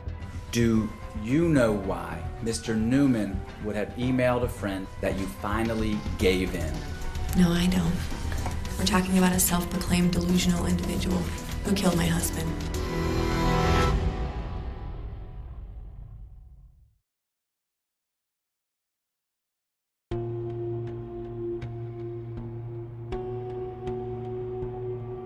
More than 70 people would testify in Hemi Newman's trial, but the star witness undeniably is Rusty Snyderman's widow, Andrea.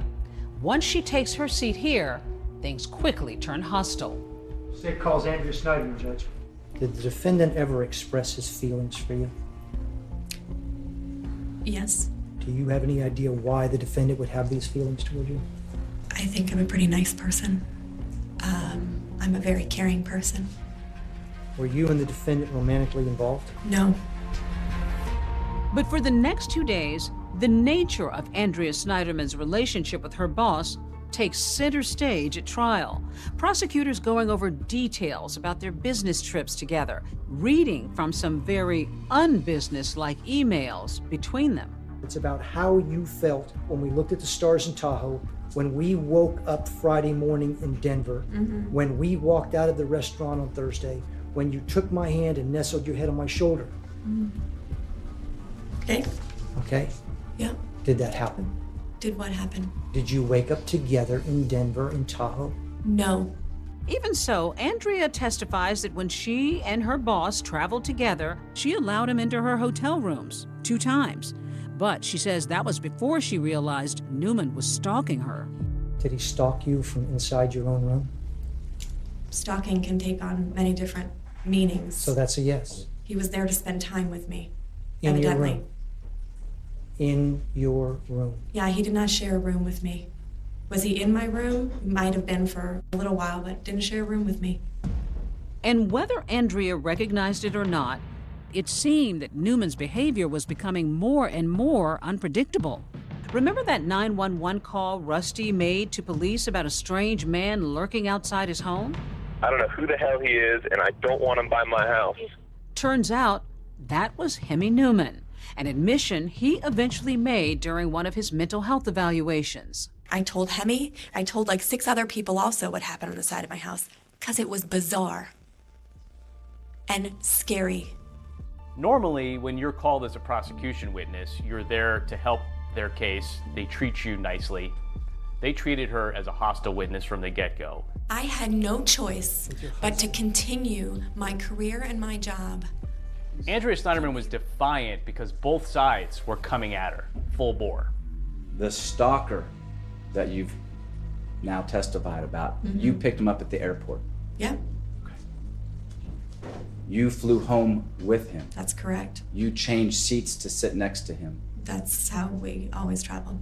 In one of the emails, she talks to Hemi about feeling like she's betrayed her family and expressing remorse over actions. I turn to the second page of that email. Yep.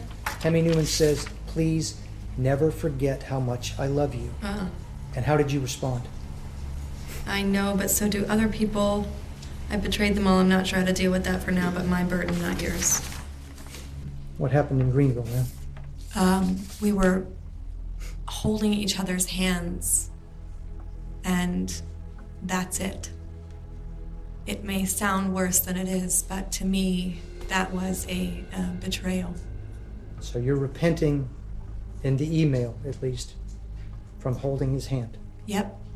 She was pushing back on these allegations, and she wanted people to know unequivocally, I had nothing to do with this, I didn't have an affair, I didn't betray my husband, certainly didn't want him dead.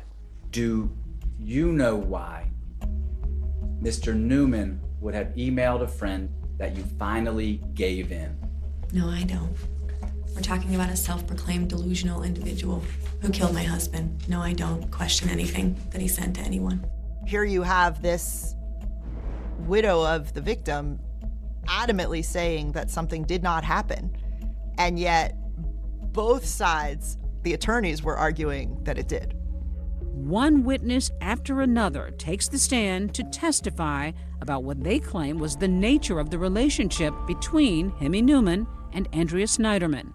The jury even hears from a bartender in South Carolina who recalls serving the pair. What stood out most was that he kept spinning her around to the salsa music. I know at one point she kind of was dancing for him. He pulled her back, groped her. They were groping each other, I know, because I kind of turned away.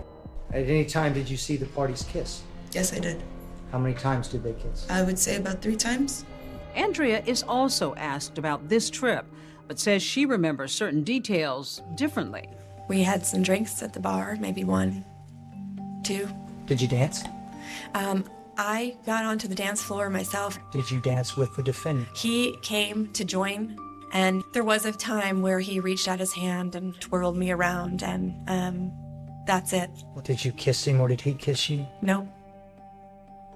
No. Looking at her testimony, it was sort of hard to remember who was on trial. Yeah. Whether it was Andrea Snyderman or Hemi Newman. Yeah. You all went after her, and the defense went after her. Yes.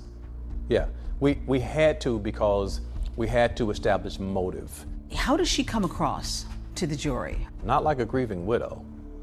Dishonest, disingenuous, a liar. And there's something else that stands out for prosecutors, something they see as a discrepancy in Andrea's story about the day Rusty was shot. Andrea Snyderman testified she didn't know Rusty had been shot until she got to the hospital. At the time you called Don Snyderman, at that time, did you know what had happened to Rusty? No. Okay. I didn't know what happened to Rusty until I got to the emergency room. Okay. No one told me what happened to Rusty. Rusty's own father and one of her friends testified that she called them to say that Rusty had been shot. She called and said Rusty had been shot. She was so sorry, and that she was going to Dunwoody Prep to find out what had happened. And are you sure that she told you that Rusty had been shot? Yes, sir. She immediately screaming to me that Rusty had been shot, and she didn't know if he was dead or alive, and she was on the way to the hospital. Again, Andrea denies that happened. And that same friend also testified about what she knew about Andrea's relationship with Hemi Newman. Did Andrea admit or deny an affair with her boss at that time after the murder? Denied it. Based on all the time you've known Andrea, based on your observations of her, her mannerisms, when she told you no, did you believe her? No, but my heart really wanted to. And when Citron leaves the stand, there's another unforgettable moment in the courtroom. Andrea went up and hugged her friend, who had just testified that she didn't believe her when she said she wasn't having an affair. So it was very strange. It was so jarring that the attorneys made a motion to have her removed from the courthouse, and the judge obliged and barred her from the rest of the trial. With all the allegations swirling around Andrea Snyderman, the question so many are asking, is the grieving widow on her way to becoming a criminal defendant? It's clear to me that Andrea's covered in Rusty's blood. Everybody was wondering, what's next with Andrea?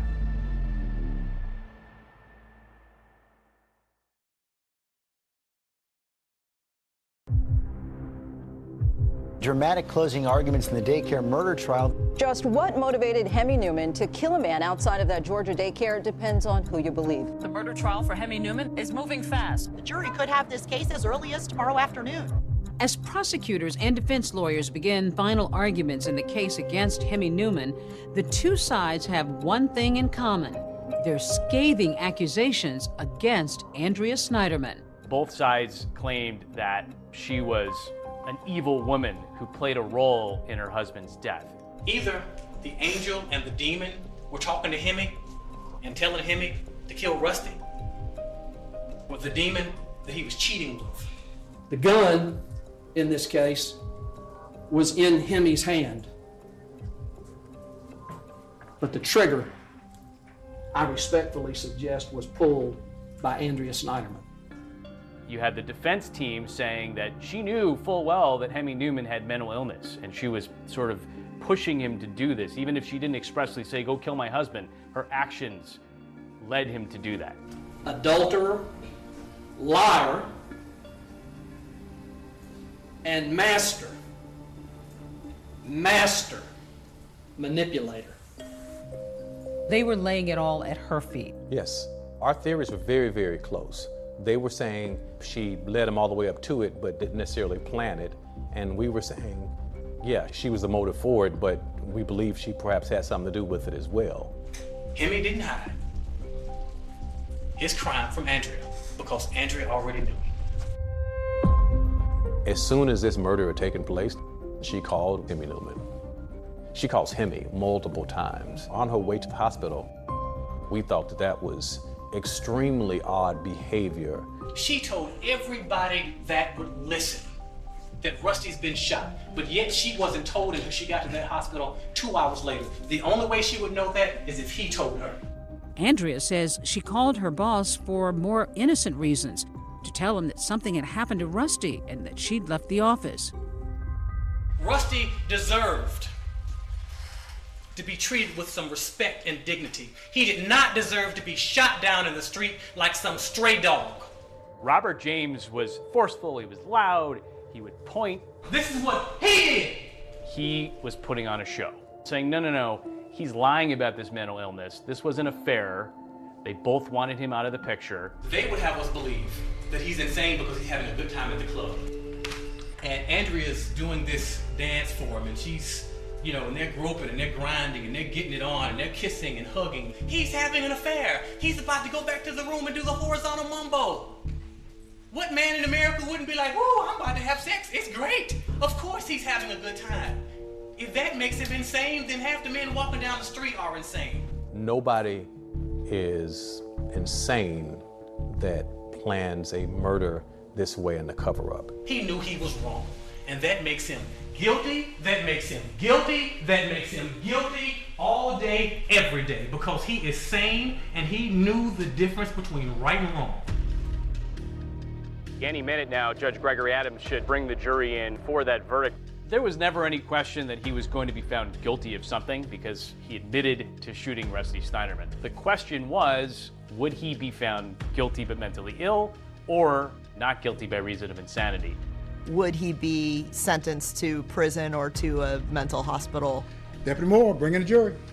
After deliberating for 8 hours, the jury is back with a verdict. We, the jury, find the defendant as to count 1, guilty beyond a reasonable doubt.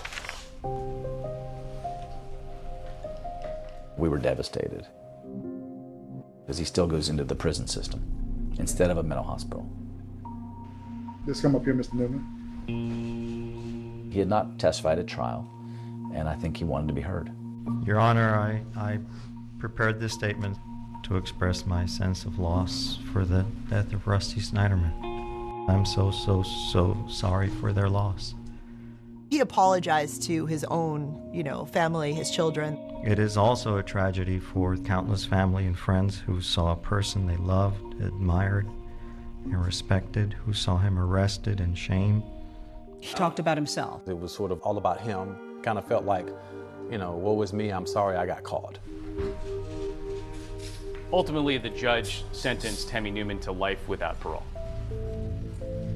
Throughout this case, Rusty Snyderman's family, specifically his brother Steve, were at the forefront. He was kind of the family spokesperson, and he didn't mince his words. It's clear to me that Andrea is covered in Rusty's blood. We'll have no peace until everyone involved in Rusty's death is held accountable for their actions. Andrea Snyderman releases a statement saying she was, quote, grateful for and relieved by the verdict, and describing her husband as an amazing man. Everybody was wondering, what's next with Andrea? She took the stand in that bombastic way. Everybody thought that she had something to do with this. The question was, would police and prosecutors go after her? And about 5 months later, we got our answer. Good afternoon, everyone. I'm Jovita Moore. I'm Justin Farmer, and officers arrested Andrea Snyderman today at her family's home in Putnam County. As soon as that indictment came down, those marshals pulled Andrea Snyderman out of her parents' lake house and hauled her off to jail. She is facing charges, including the murder of her husband, Rusty Snyderman. In layman's terms, if you help, you can be charged like the person that did it. After Andrea's arrest, the jury foreperson in Hemi Newman's trial speaks out. She was very angry when she was on the stand, and I thought, there's something. She really is hiding something here. We don't know how she's involved, but she's involved. And we need to know, how can we have any peace when we don't know the truth? But what can the prosecution prove? Lies throughout the investigation and throughout the trial. Then a bombshell development in Andrea's case before her trial even begins.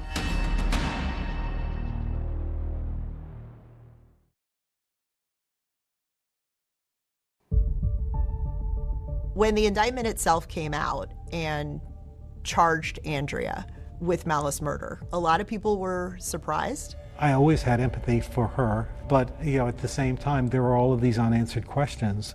And so, those unanswered questions, you want answers to. You hit her with an array of charges. Correct. We charged her with murder, obstruction, false statements, perjury. Are you thinking that you're going to be able to put her behind bars for possibly life as well? Yeah. I have some very strong circumstantial evidence, right? She's calling the murderer, who she happens to be having an affair with, moments after she finds out that her husband is shot. And then the night before the murder, there was a search on the computer for death benefits. The question is, do we have enough evidence that we can go from she probably had something to do with it to she did have something to do with it? Where is the evidence that she was a party to the murder of her husband? All you have is that she may have lied about having an affair. That doesn't mean she had anything to do with her husband being murdered. Indictments are built on solid foundations of evidence, and this one will fall like a pillar of salt. After 3 weeks in jail, Andrea Snyderman is released on bail and pleads not guilty to all charges. Anything you want to say just about how much you're looking forward to seeing your children? The judge put her under house arrest. She couldn't even take her children to school. On the eve of her murder trial, nearly a year after she was arrested, Andrea Snyderman's in court when the DA drops a bombshell. I'm standing before the court, standing before millions of people perhaps, asking for the court to dismiss the case right before trial. Robert James, the DA, had to go in front of the judge and admit that he did not have enough evidence to proceed with a murder case against Andrea Snyderman. I believe that it would be unjust and unethical to go forward on a charge that I am not 100% sure someone is guilty of. That can't look good for your office, though. Oh, it looked terrible. How hard was that for you, and how often does that happen? It doesn't happen very often. If you say that the prosecutor is a minister of justice, then you have to own that it's not what you know, quite frankly, it's what you can prove. Murder charges against Andrea may have been dropped. Mr. Deputy, bring in the jurors. But in August of 2013, prosecutors moved forward with her other charges, including lying on the stand and hindering the investigation into her husband's murder. Across the board, we believe that she lied to police and she lied on the stand. She hid evidence and she concealed it. She remained silent. She didn't tell them that she was a willing participant with Hemi Newman in this relationship. The fact that she called Hemi and the fact that she texted Hemi, she hid from the police.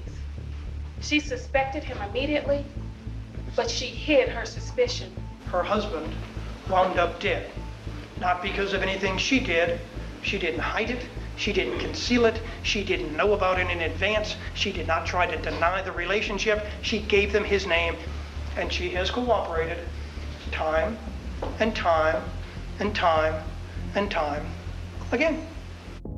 Was there a concern that Hemi Newman might testify against her? I kept thinking up to the day we were going to start trial that we would find out there's this new surprise witness, but that never happened. I was hoping Hemi would point a finger at Andrea to lessen his sentence. He never considered that option. Hemi continued to express his love for her.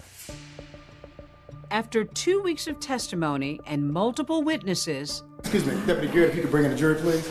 the jury has a verdict. We, the jury, find the defendant, Andrea Snyderman, count 1, hindering the apprehension of a criminal, guilty. Count 2, guilty. Count 3, guilty. Ultimately, Andrea Snyderman is convicted of 9 out of 13 counts against her. Just 18 months after testifying at Hemi Newman's trial, Andrea Snyderman is right back in this courtroom, this time for her own sentencing. She tearfully denies ever having had an affair with her boss, asking the court for leniency. Please let me go home to my kids. Mr. Newman changed my children's lives forever by killing their father. Please don't make them live without their mother. Thank you. She blamed it on him and she was the victim. She's not a victim. Self-preservation is the only thing on her mind. She lied to her family. She lied to her friends. She lied to us. It was more important for this criminal to protect herself rather than find and convict her husband's killer. We urge you to keep the results of her conduct that led her to lie in the forefront of your deliberations. The judge gave her 5 years in prison, and she's out in 10 months. With credit for time served both in jail and under house arrest, Snyderman is released on parole. And just when everyone thought the final chapter in the saga had been written, a new twist sees a very different-looking Hemi Newman back in court.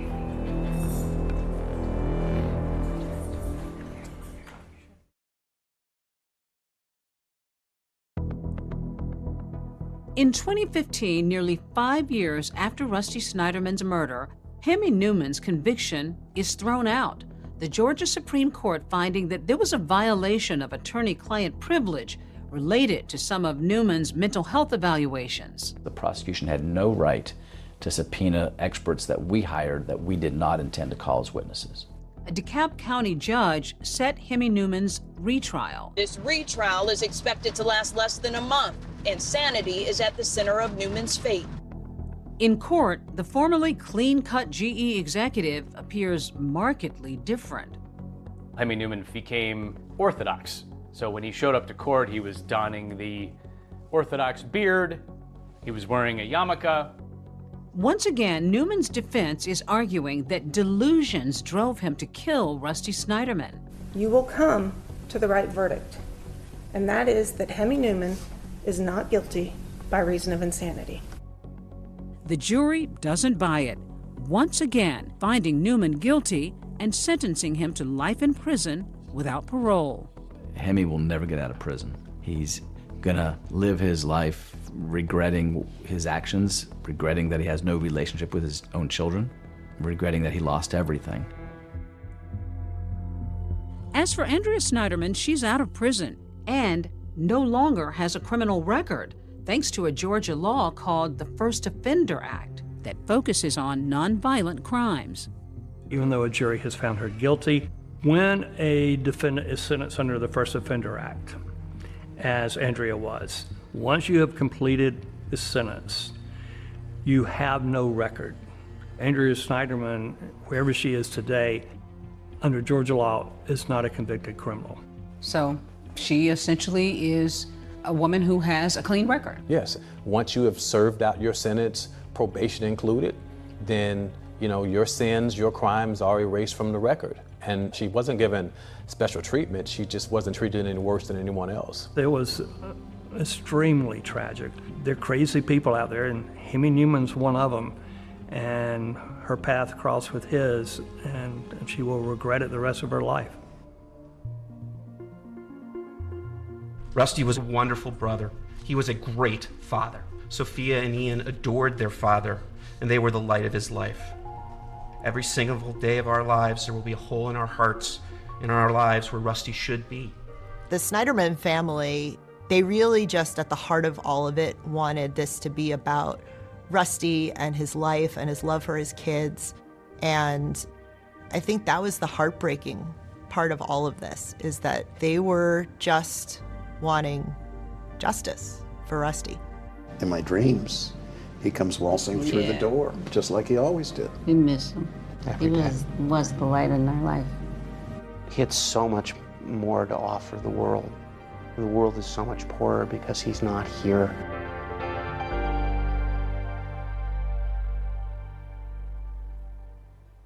Rusty and Andrea Snyderman's two children are now 16 and 19 years old. And Andrea Snyderman successfully petitioned to have her last name changed, as well as those of her two children.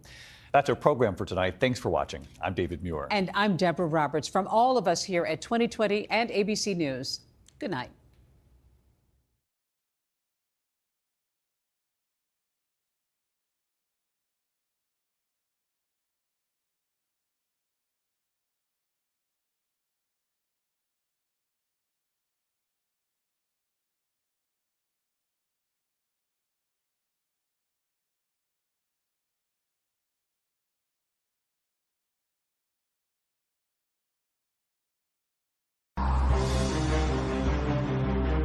Three masked balaclavaed individuals barged in. They'd take a loaded 9mm handgun into a store. This thing was cocked and ready to go. It was like walking into a nightmare. Craig came straight from the side area, the living quarters at the store, and he rained a number of blows down on one of these individuals. What happened next was absolute chaos. The taller figure simply raised the gun and fired one shot. That was the one that penetrated straight into Craig's chest. It was just mayhem and total mindless violence. We are on a manhunt. Not only have they committed a homicide, but they are armed and dangerous and out there in the community.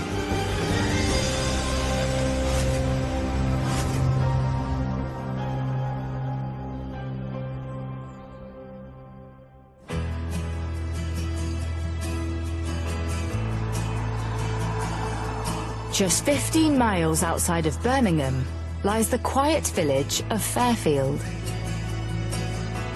The area itself is very quaint, very picturesque. Rolling hills, farmland, you just get those farmland smells that drift into the village, And I've known it for a long, long time because I've lived here for most of my life. Everybody does know everybody in Fairfield. People feel safe, and they should feel safe in a small village like this. It's a very close-knit community, and the Fairfield Post Office is at the heart of that community. When I was a lad growing up, I'd walk to the shop, which was the post office in Fairfield, so it's got that feel, that family feel of the post office being in the village, that everybody sort of gravitates towards, really, to get their local supplies. In 2003, Judy and Ken Hodson Walker decided to move to Fairfield and take over the running of the post office with their son Craig. It's a lovely village, beautiful village, one shop, one church, one school. The people support each other. It was an easy decision to buy the property and the business. We moved in on the Thursday. Then we went up to the local pub, which is the Swan, and we walked in and the landlord and landlady said, "Welcome to Fairfield." And we just thought, oh, that's amazing, absolutely amazing to go somewhere where nobody knows you and they just say welcome. And it was just, from then on, we just gradually got to know people. You feel that you had your own little place in the world. The post office in Fairfield was the hub of the local community. It's the centre. It's where you go for your pint of milk, your morning newspaper. So Ken and Judy and Craig were, you know, part of that. People saw them every day. And so they were kind of really at the heart of that community. People were very fond of them.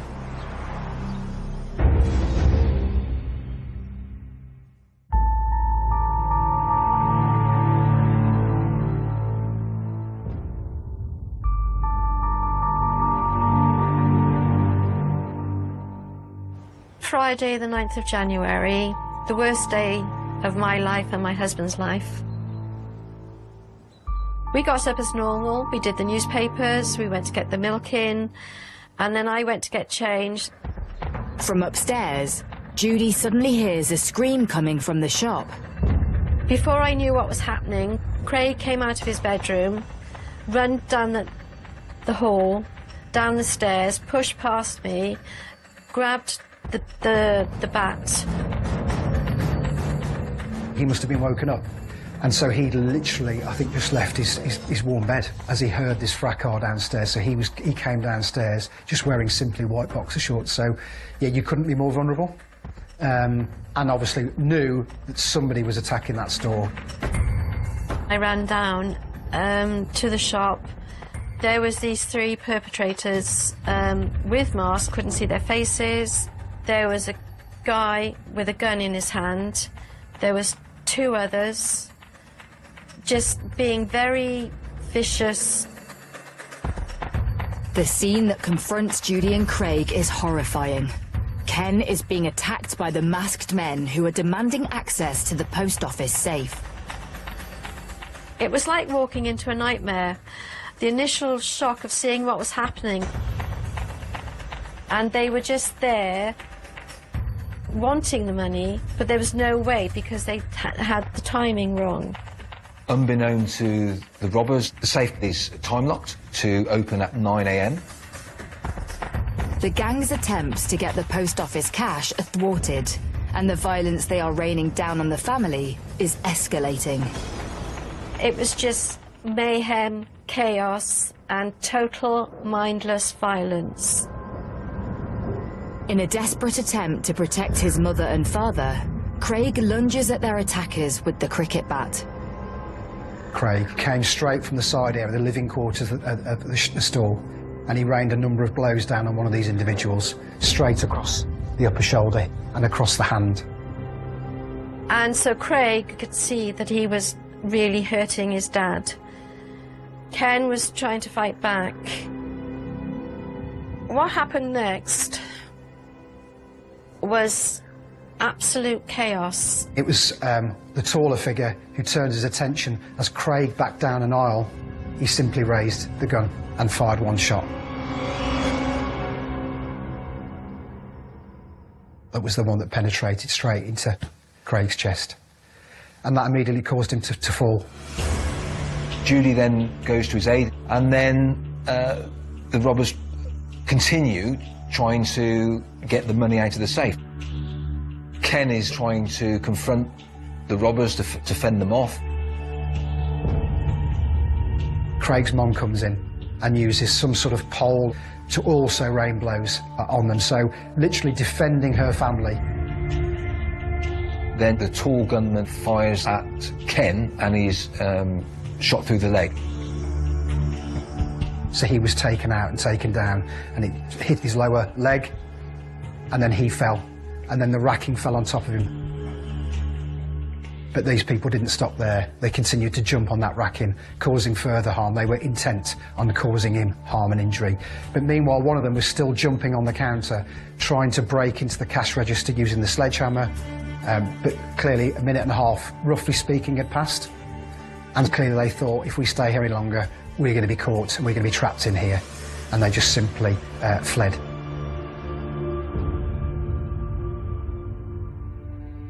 And I went over to Ken, and he was on the floor with his injured leg. And then I went to Craig, and he looked at me and he said, he's gone. Craig had said to his dad, the last word he ever said is, they've got me.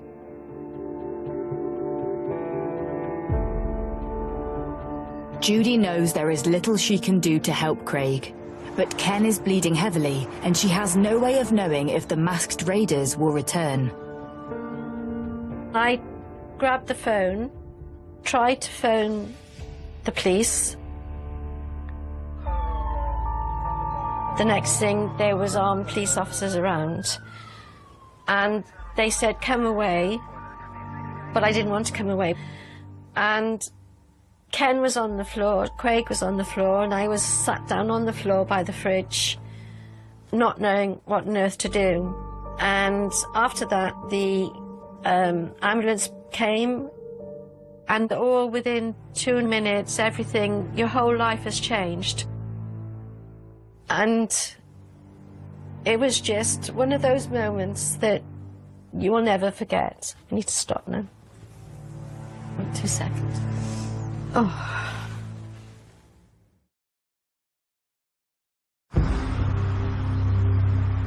The residents of Fairfield are waking up to the horrific news that there has been a fatal shooting at their village post office.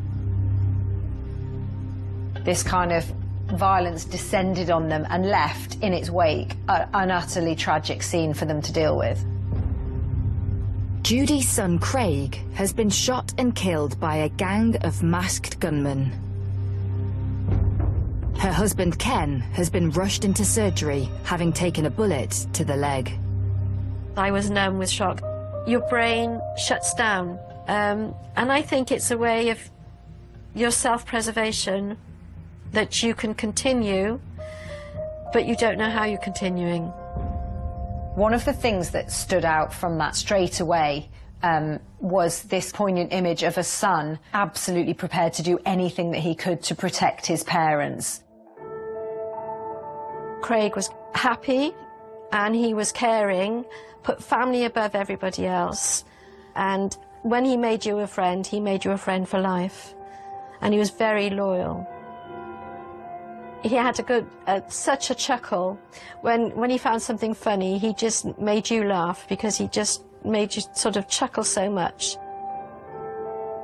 The Christmas before everything happened, Craig and his partner decided that they would get engaged, and they were both very happy about it. And hopefully she would have moved up and help us run the business. The two of them were just getting on so well together, and in all it was like we were going to start a new chapter in life with two lots of people running the business. Our lives are completely changed on that day and will always be changed from that day. Detective Superintendent John Marsden is one of the first officers to hear about the shooting. We're talking about an armed robbery that had taken place at Fairfield Post Office, which of course immediately triggered me because I knew it. And I knew then I would do everything I could to make sure we caught the killers involved. So when the officers had turned up, what they found was obviously a mother distraught. Judy immediately tried to give Craig mouth-to-mouth resuscitation, and when paramedics arrived, they tried their best, but he was dead at the scene. With officers now on the scene, the investigation progresses at speed. Very quickly, it became apparent that the whole incident had been captured on the CCTV. That CCTV was absolutely phenomenal for us. Scrutiny of the CCTV immediately reveals significant details to detectives. And roughly about 8:23, masked balaclavaed individuals barged in. Camo fatigues, dark coloured sportswear, gloves on. Their clothing suggests the gang may be forensically aware. And you've got a witness, and that witness just freezes, trying to be as small as she can be and be as inconspicuous as she can be. She did exactly the right thing. The shouting must have raised the alarm with Craig, who came straight from the living quarters of the store, brandishing a cricket bat. And he rained a number of blows down on these individuals. Then it was the taller figure who turned his attention as Craig backed down an aisle. He simply raised the gun and fired one shot. You can also clearly see on the CCTV footage the smaller offender grab the tall man with the firearm and direct him towards shooting Ken. What's in your mind for you to be grabbing the gunman's arm and dragging it towards a defenceless older person who literally has just seen his son being shot? Meanwhile, one of them was trying to break into the cash register using the sledgehammer. The cash register literally had coins, no more than a few coins in there. And if they walked away with £1, that's all they walked away with. And the carnage that was left as a consequence doesn't bear thinking about. With their faces covered, police are unable to immediately identify the men. But then, there is a breakthrough when search teams recover one of the weapons used in the raid, not far from the post office. There was a sledgehammer that had been discarded. Orange handle, very distinctive. You've got several opportunities with that. One is fingerprints, but the other is also DNA, bearing in mind how hard you have to grip a sledgehammer. So if we could find DNA which belongs to one of the suspects, you've got a huge link. Detectives then hear that witnesses have seen the gang's getaway vehicle abandoned just a few streets away from the post office. We know that they got into a silver-coloured Volkswagen Golf. It was on false registration plates. Crooks think that they've got it sorted, right? They've tried to mask the identity of that particular car. One of the key aspects from the vehicles were the number plates. So we removed those from the vehicle, and they were sent away for forensic analysis. Detectives quickly uncover the origin of the getaway car. That Golf had actually been stolen on New Year's Eve from a car key burglary in the Solihull area of Birmingham.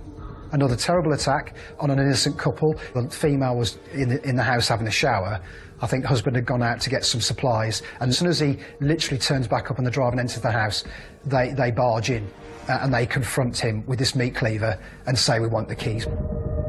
The description that the victims in the carjacking gave us was of two guys who were probably of below average height, and you know that from the CCTV in the post office that you're looking at two guys who are actually, again, below average height. You're actually potentially looking at the same suspects. Further potential forensic evidence is discovered in the Golf in the form of a footwear impression. People always sort of talk about footwear patterns and identifying things by footwear patterns, but it's not the pattern itself that identifies you. It's things like the wear on it, the size, anything like that. So actually what you're looking for on the soles is damage. We all wear our shoes in different ways, we all walk in different ways, so you'll get wear patterns.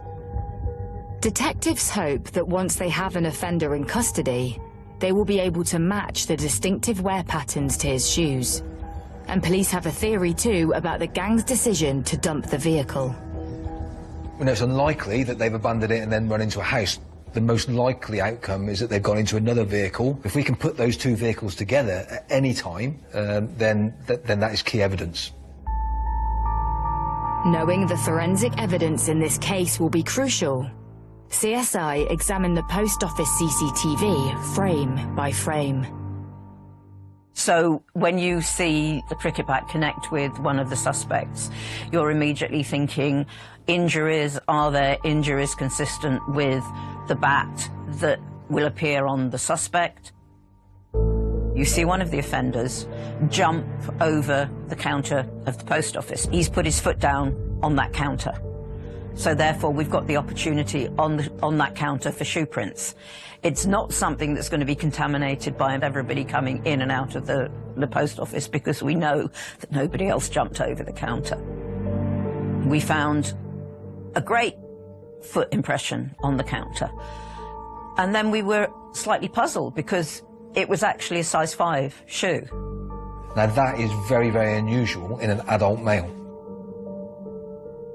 You've got an offender who, from the CCTV, is apparently male, but has got very, very small feet. And this is a really unusual aspect, and something that potentially is really, really good evidence. As officers search for the gang, CSI turn their attention to the handgun used to kill Craig Hodson Walker. And we're looking for the casings, because obviously we're also looking for the weapon, because the markings on bullet casings are unique to the gun that's fired them. When the recovered bullets and casings are sent for analysis, the information returned to the investigation team about the gun they have come from is chilling. It's been quite notorious. It's called gun number 6, and it was linked to murders and to armed robberies. And they're able to match those bullets and bullet casings to a 9mm handgun that it turns out has actually been used in 11 crimes previously. What you get in the criminal fraternity is that you get pool guns, and there is an armourer, and criminals will go to him and request a weapon for an offence that they're going to commit. So the way that the tall gunman, raised his hands coldly and shot Craig at point-blank range tells me that it was very cold, very callous. You could see that they were criminals that were used to handling firearms and had no concern whatsoever for taking a human life. The attackers of this post office were highly unlikely to be locals. They would almost certainly have come out to Fairfield from an urban area. It's fairly likely that a gang like this have come out of Birmingham, given the geography. Pressure is mounting on police to stop this violent crime gang. The thing you've got to worry about is the psyche of these people that have shot one person, tried to shoot another, and they could do it again. What was the next target going to be? These people would stop at nothing if left unchecked. We are on a manhunt. We need to track down these offenders as quickly as possible because they are armed and dangerous and out there in the community.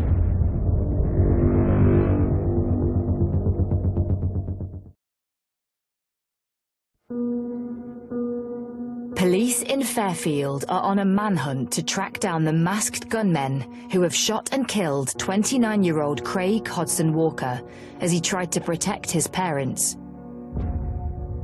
And I still don't understand why there was so much violence. And I still don't understand why people think life is not important. Because I would have given them money if I could have, you know, instead of Craig losing his life. When he was little, he was very shy, very afraid to answer, even to go and ask for another shoe if you went to a shoe shop. He loved computers, and he was really clever. And he loved Christmas, absolutely adored Christmas. He would always think about what people would want as a Christmas present, not just get anything, but really think about it. He didn't suffer fools gladly. He would stand by his convictions. He used to say, no, I'm not going to do that. That's not right. He did have flaws, as we all do, but he was a wonderful person.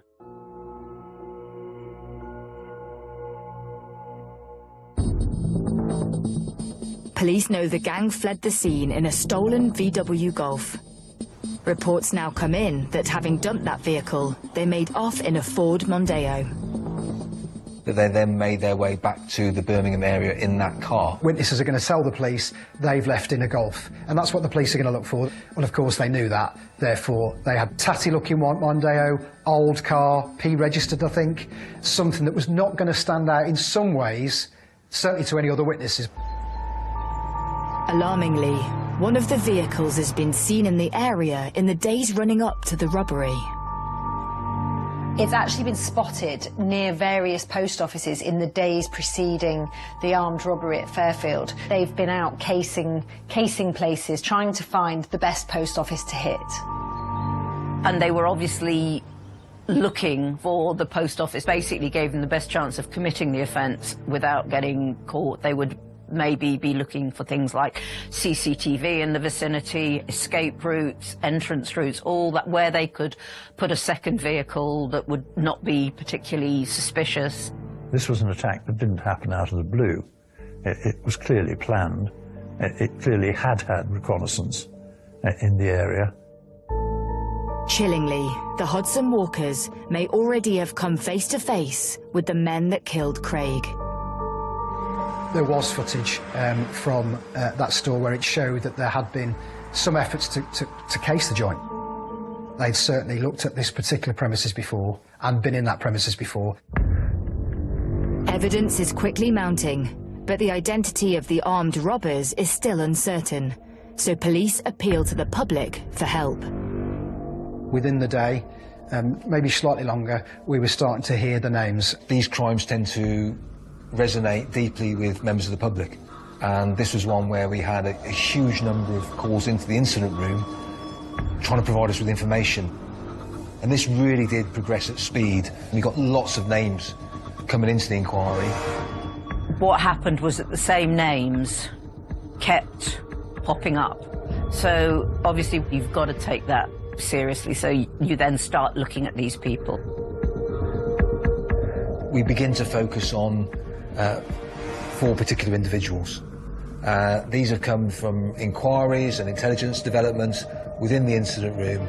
The names that keep cropping up to the police are Anselm Ribera, who is believed to be the taller gunman, brothers Declan and Christopher Morrissey, the 2 shorter men, and then a 4th man called Adrian Snape, who is thought to be the getaway driver. Once we have names of suspects, you then go back to the CCTV. Do they match the description of our offenders? How they walk, how they present themselves, their height, their build? Obviously, we know now that we've got height discrepancies. We've got a tall suspect and 2 shorter suspects, and the names that we've been given basically match the description of the suspects in the post office. When we confirmed the identities of the suspects, they were very, very well known, both in West Mercia and in West Midlands. So, names of Anselm Ribera, Declan Morrissey, Christopher Morrissey, obviously brothers, and Adrian Snape were the 4. And they had been involved in a number of incidents over the preceding years. Violent burglaries, car key burglaries, robberies, and in fact, I recall that Anselm Ribera had been released from a sentence for armed robbery and had served 6 years of that sentence. So we knew that he had form for similar type offending. I think they like to live this lifestyle which pervade the fact that it was almost boom and bust. Do a robbery, get some money, enjoy yourselves, you know, go and drink, go and take drugs. And it was chaotic in that respect. But certainly robberies, post offices in particular, I think seem to be their easy target. As police piece together profiles of the 4 suspects, concerning patterns in their offending begin to emerge. They were committing these robberies, but they hadn't enforced in the way that they did at Fairfield. This was a step up on their escalation, the desperation probably to where they were going. So left unchecked, they would have continued to cause massive carnage. Obviously, having got the names of suspects that we were putting at the top of our priority list, What we're also looking for is evidence of association between those individuals. Do they know each other? You look for CCTV on the day or on the preceding days to look for association between them. You have to establish that these guys knew one another and that they were associating with one another in the days leading up to the robbery. Because the whole point that you're trying to make is that you are talking about a criminal conspiracy here. We actually had CCTV from the premises where Ribera lived, and it actually showed the Morrisseys coming and going to and from Ribera's apartment. And you could see that. It was almost like a gang forming together at certain times of the day, that as soon as you saw one come out the lift, you'd see the next one emerge, and then the next one, and you'd wait for the fourth one to come, and you'd go, OK, there you are. That's our four. That confident we were that we got the right four, they were working as a gang together. So now we know that actually these people knew one another, they were associating with one another in the days prior to the robbery. One of the witness appeals actually turns up some really helpful evidence. So witnesses saw a number of males walking through a field, walking with bags, black bin bags and a holdall.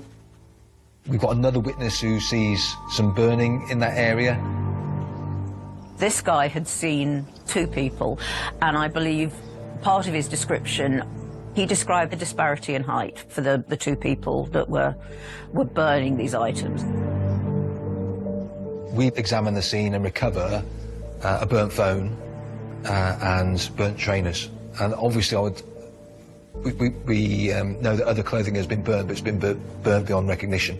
But we can recover evidence from the trainers and the phone. That's the sort of information that is absolutely invaluable. Again, when you start to find those burn site remnants of shoes that were left half burnt, you go back to the supplier, you go back to the likes of Nike or Adidas, and you say, do you recognise this shoe impression? And they were able to tell us exactly what make that was, what model brand that was. You've got this link, you know, because we know that we've got certain footmarks in the post office. We've got the mark on the counter. We've got marks in the car, and then we find this pair of shoes, and it's like a sort of, you know, a hallelujah moment. The shoe and footwear prints all appear to belong to a single man. And so, with evidence mounting, police launch a dawn raid to arrest all four suspects.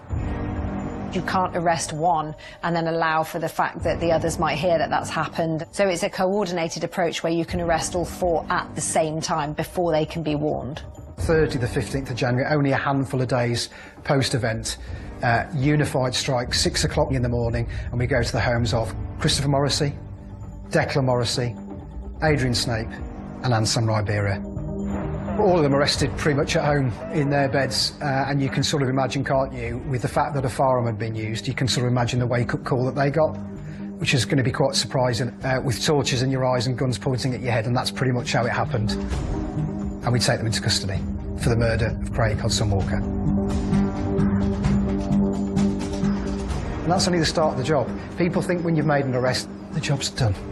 Far from it. There's lots of work to do to make sure that we could charge them at the end of the day. We know we've only got initially 24 hours to work with people in custody, and at that point, we didn't have lots of evidence to charge. They can only hold them for a certain amount of time before they have to either release them or charge them. So the race is really on.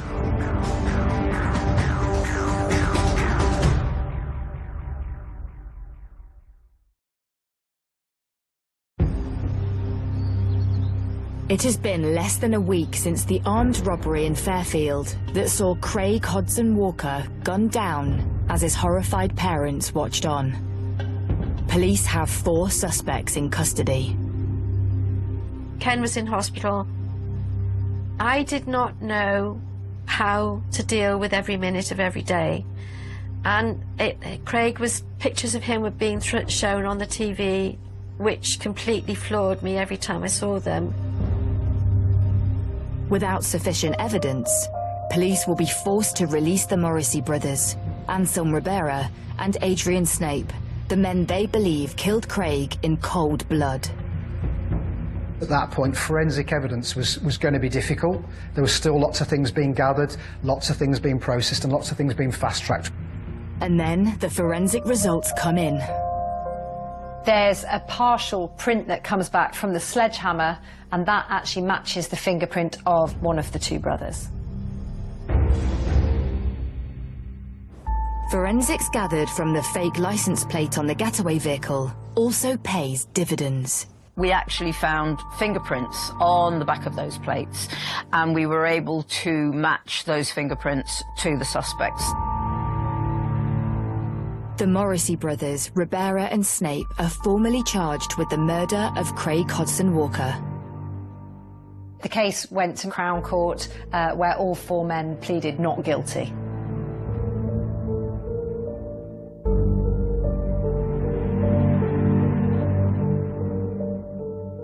For Craig's parents, Judy and Ken, attending court is a harrowing experience. I found it horrendous to think we were so close to the perpetrators. Their family are immensely strong, showed the solidarity. You got Ken that had been terribly injured and was in hospital for some considerable time, actually, post the event. But they were there, and they were there every single day. As the offenders stand in the dock, it is immediately apparent that the height disparity between the 6'2" Ribera and the diminutive Morrissey brothers reflects the stature of the three men in the post office CCTV. But that's not all. We videoed Anselm Ribera because he had a very distinctive way of walking, and so we were able, using a comparison between the video from the scene and the video that we had from him in custody, we were able to compare the two and confirm that they matched one another. And it's not only Anselm Ribera's unusual gait that incriminates him. It was apparent that the gunman, even through his balaclava, had a very, very distinctive nose. And again, we did comparisons with the CCTV, and again, we were able to conclude that it was more likely than not that the gunman was Anselm Ribera. The day that Ribera gave his evidence, he walked past us, and I think I froze. I knew, even with the mask on, I knew by the shape of his nose, I just knew it was him. The prosecution then turns its attention to the Morrissey brothers.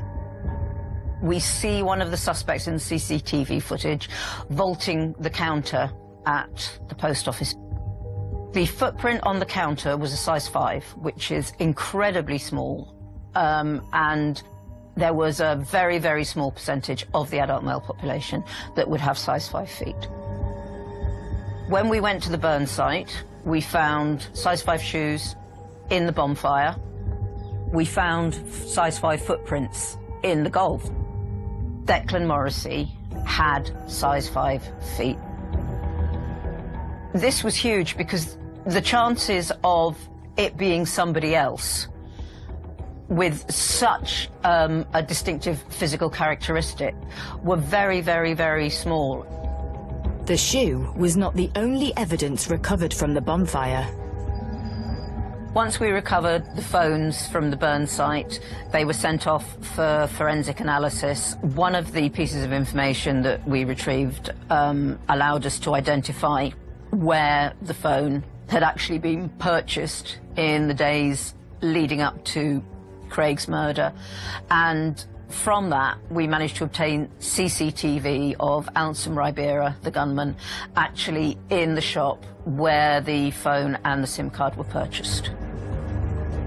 And that's not the only CCTV evidence the prosecution is able to present in connection with the burn site.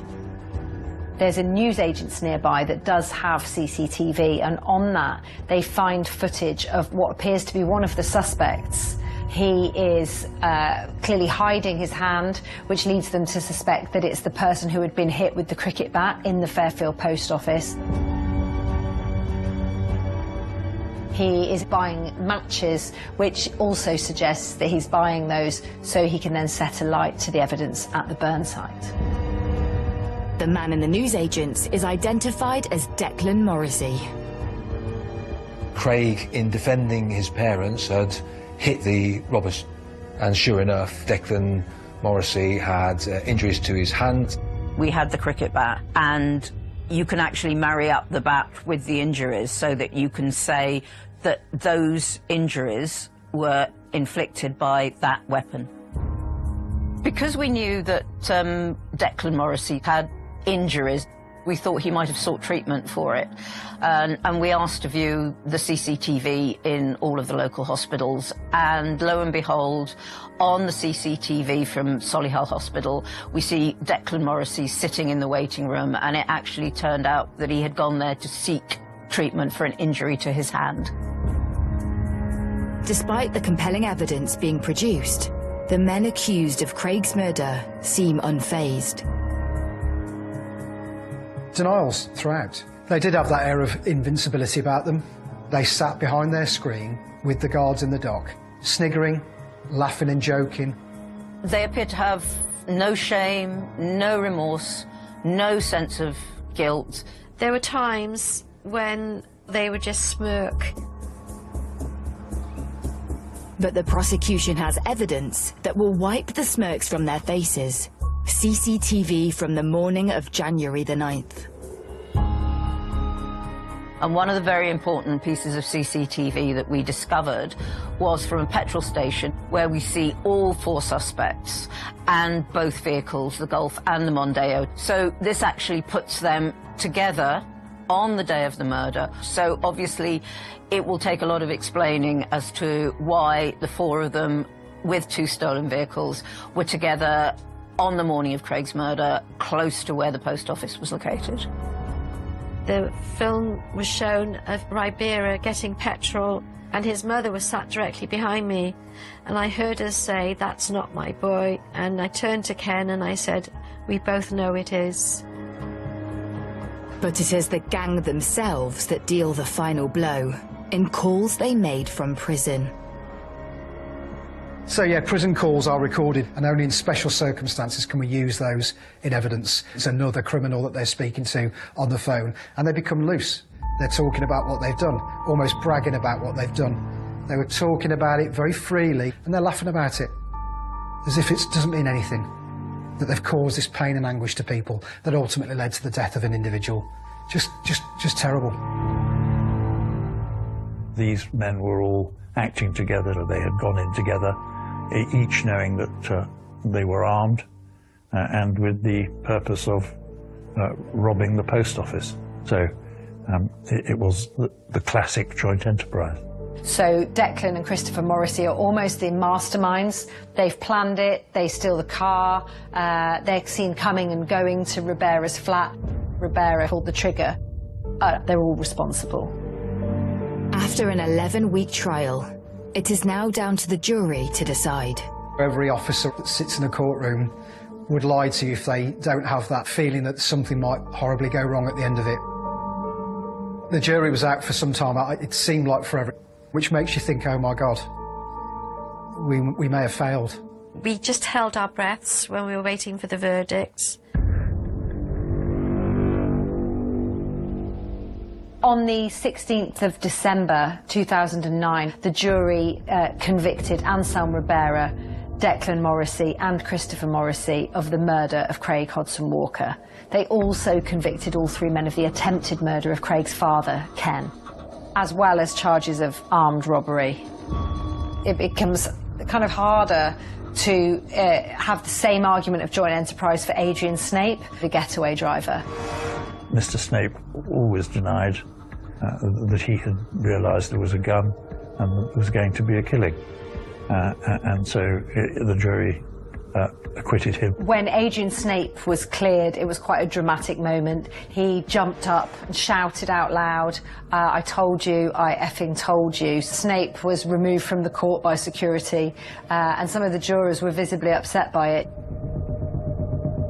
In a final act of disrespect, all four offenders choose not to attend court for their sentencing. So, cowardly is how I'd best describe it, cowardly. Happy to sneer for the weeks preceding that in the courtroom before conviction, but then couldn't face justice. Regardless of their absence, the sentences are passed. Anselm Ribera and both Morrissey brothers each received a life sentence with a minimum of 34 years.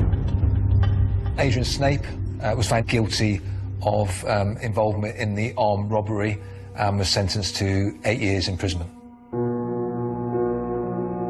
It didn't make any difference because on the 9th of January, that's when we started our life sentence. But Craig's family do take some small comfort in the fact that he was instrumental in bringing his own killers to justice. He actually installed the CCTV that captured the offence taking place, captured his own death, which provided the investigation team with some evidence. Also, in defending his parents, using the cricket bat, causing the injury to the wrists of the suspects, he played a vital role in actually securing convictions for the killers. Till the day I die, I'll never forget the 9th of January 2009. It's imprinted, it's there, and no, our lives are completely changed on that day and will always be changed from that day. My family is depleted by one. I'll never hear his voice again. And I miss his little hugs and his little chuckles. I just miss him. If Craig was here right now, I'd just say, I love you.